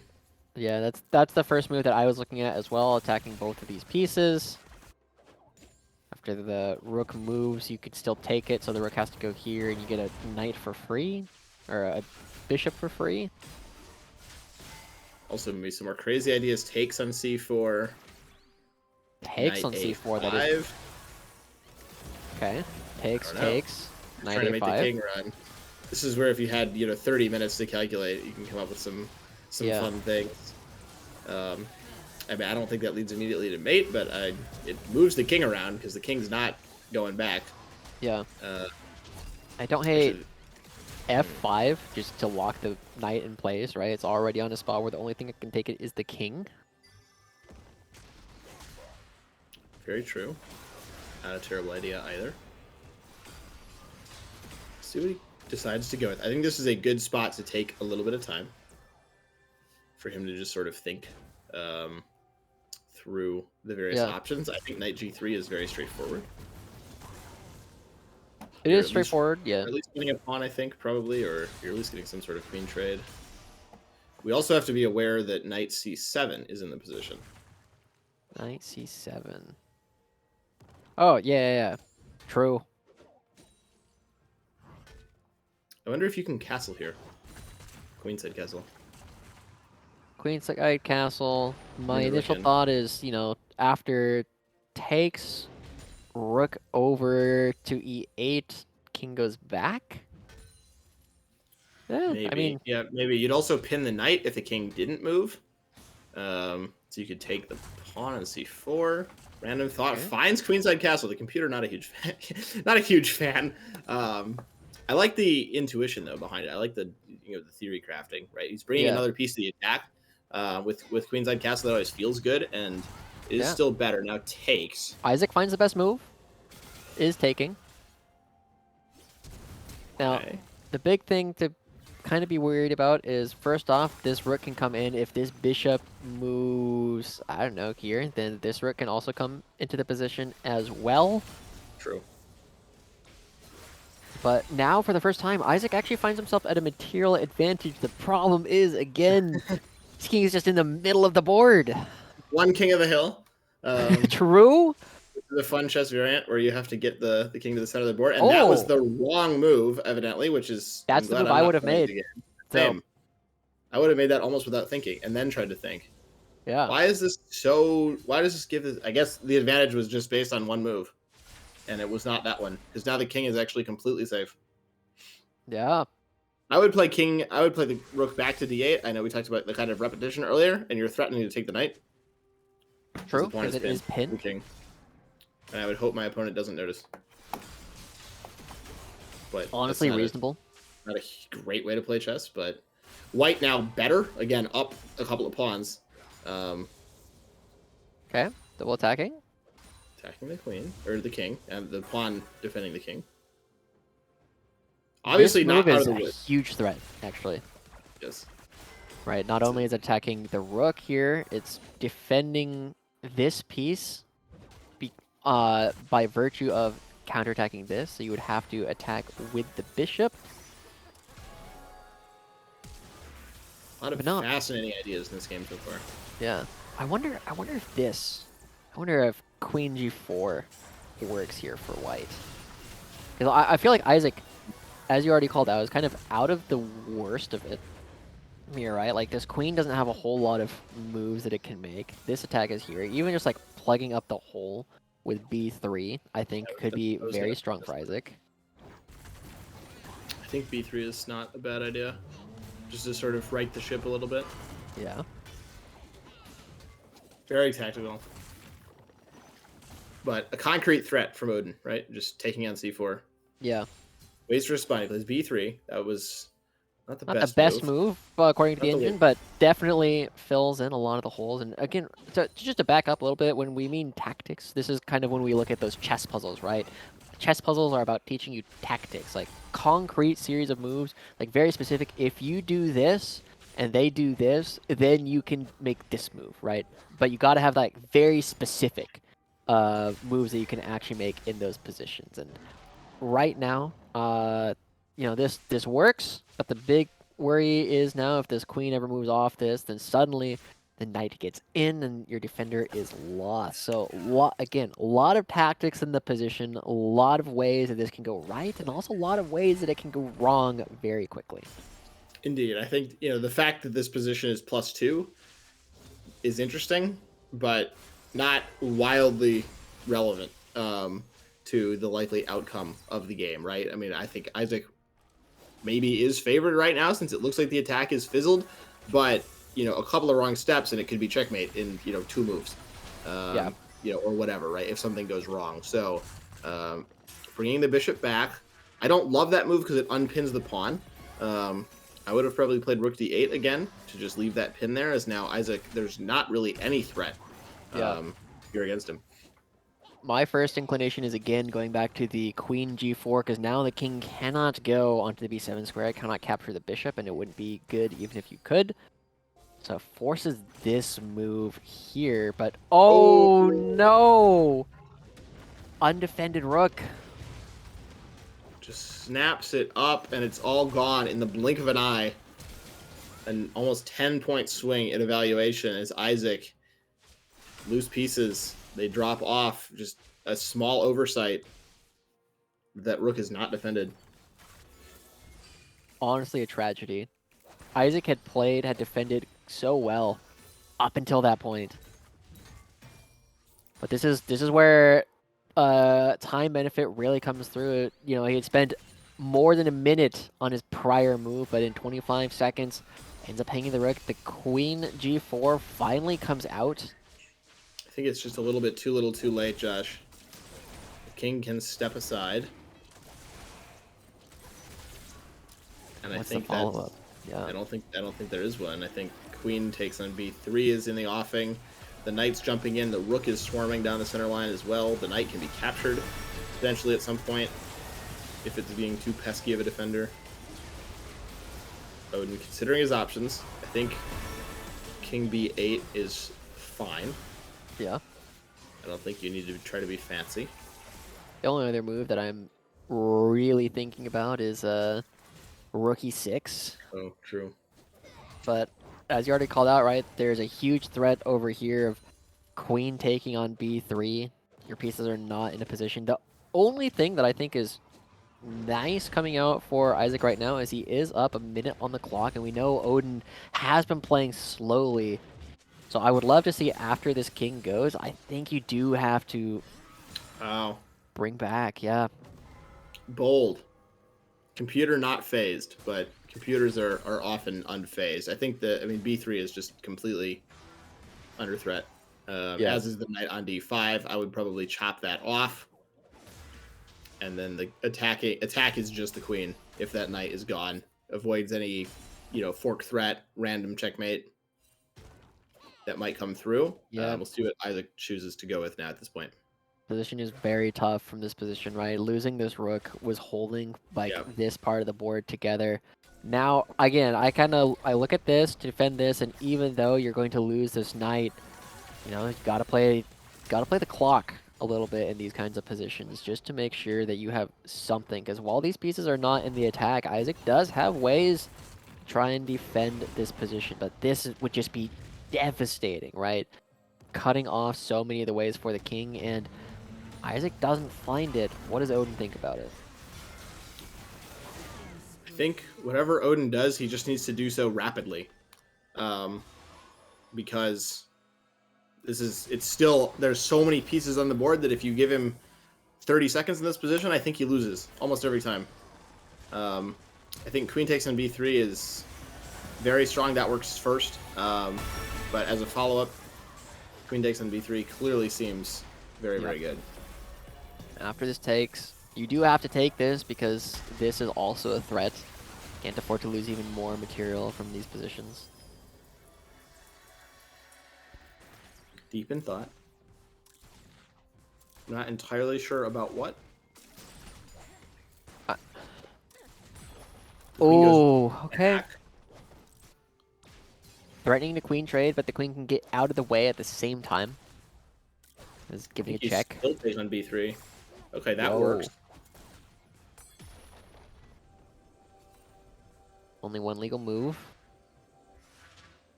Yes. And then almost mating. There's got to be something here. King d2. King d2 only move. Where's the knockout punch? Knight c4. Knight c4, I think you take here. Oh, true. Alright, Odin. Definitely can win the bishop. Takes? No, then bishop takes here. That's not the worst thing ever. Yeah, I mean, you can liquidate reasonably easily. Engine likes that move, or at least thinks it's still winning. Okay. Two legal moves. You can either take with the queen or put the king on e1. I'm concerned about the king getting to f2 and being harder to reach. Okay, chooses f2. Computer definitely liked taking better, but you know, when you're playing the clock as well, I do think this is a reasonable line. But remember, this bishop is still attacking the rook at the end. Another check. Always go for a check. It might be checkmate. My roommate used to tell me that. Yeah, it does need to block here. If you don't block, there you go. Would just lose it. Where's the follow-up? Takes it. I don't hate that decision. You can just take everything here. I think that works. Queen takes, take the queen, take the rook in the corner, take the pawn on e3. The bishop's not going anywhere, and you can just blitz out everything here. I think especially considering the clock, I love this decision. You don't need to find checkmate here. You can find checkmate in 15 moves because they're 15 very easy moves. Yep. As you already called out, this pawn's still hanging. Get the other bishop back into the game. Well, it wasn't the cleanest way. It was a very complicated game, so I'm willing to give Odin a lot of leeway here because it was a very complicated position. Now you see Isaac's trying to bail out into trying to just play moves quickly in order to put Odin in an uncomfortable position. Bishop pair. Maybe bishop to d5 here. Trying to trade off the last remaining piece. Pretty much, I mean, just, you know, pick your favorite way to do it. Doubling the rooks, I love this. I think that's totally fine. Move the bishop away. Attack the pawn on e3. And that should be the knockout. You can ignore the pawns, I think. This also works. The bishop on e4 just cutting off the king's retreat. Yep. In all sorts of ways. Rook c2, I imagine, coming next. Yeah, right here. Now mate in 8 finally on the board. Big problem here is that only one legal move. King d1. This rook is still defended, so it's a matter of bringing another piece into the attack. Still defended by the other bishop, but the king can run. Don't want to let the king out too well. Don't move the bishop. The rook would hang. Takes the pawn. I think that's fine. As a practical decision, it doesn't really matter. 40 seconds left for Isaac.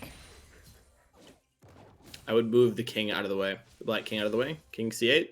Or forward onto e7 and bring the other rook. There we go. That also works. Back to mate in 6. Just move the bishop back. Doesn't really matter. You could even let it be captured. But no need to. There it is. And I think a ladder mate, essentially, is in the offing here. Yep. Looking at a similar thing, right? Because after this bishop moves, this pawn is very much under attack.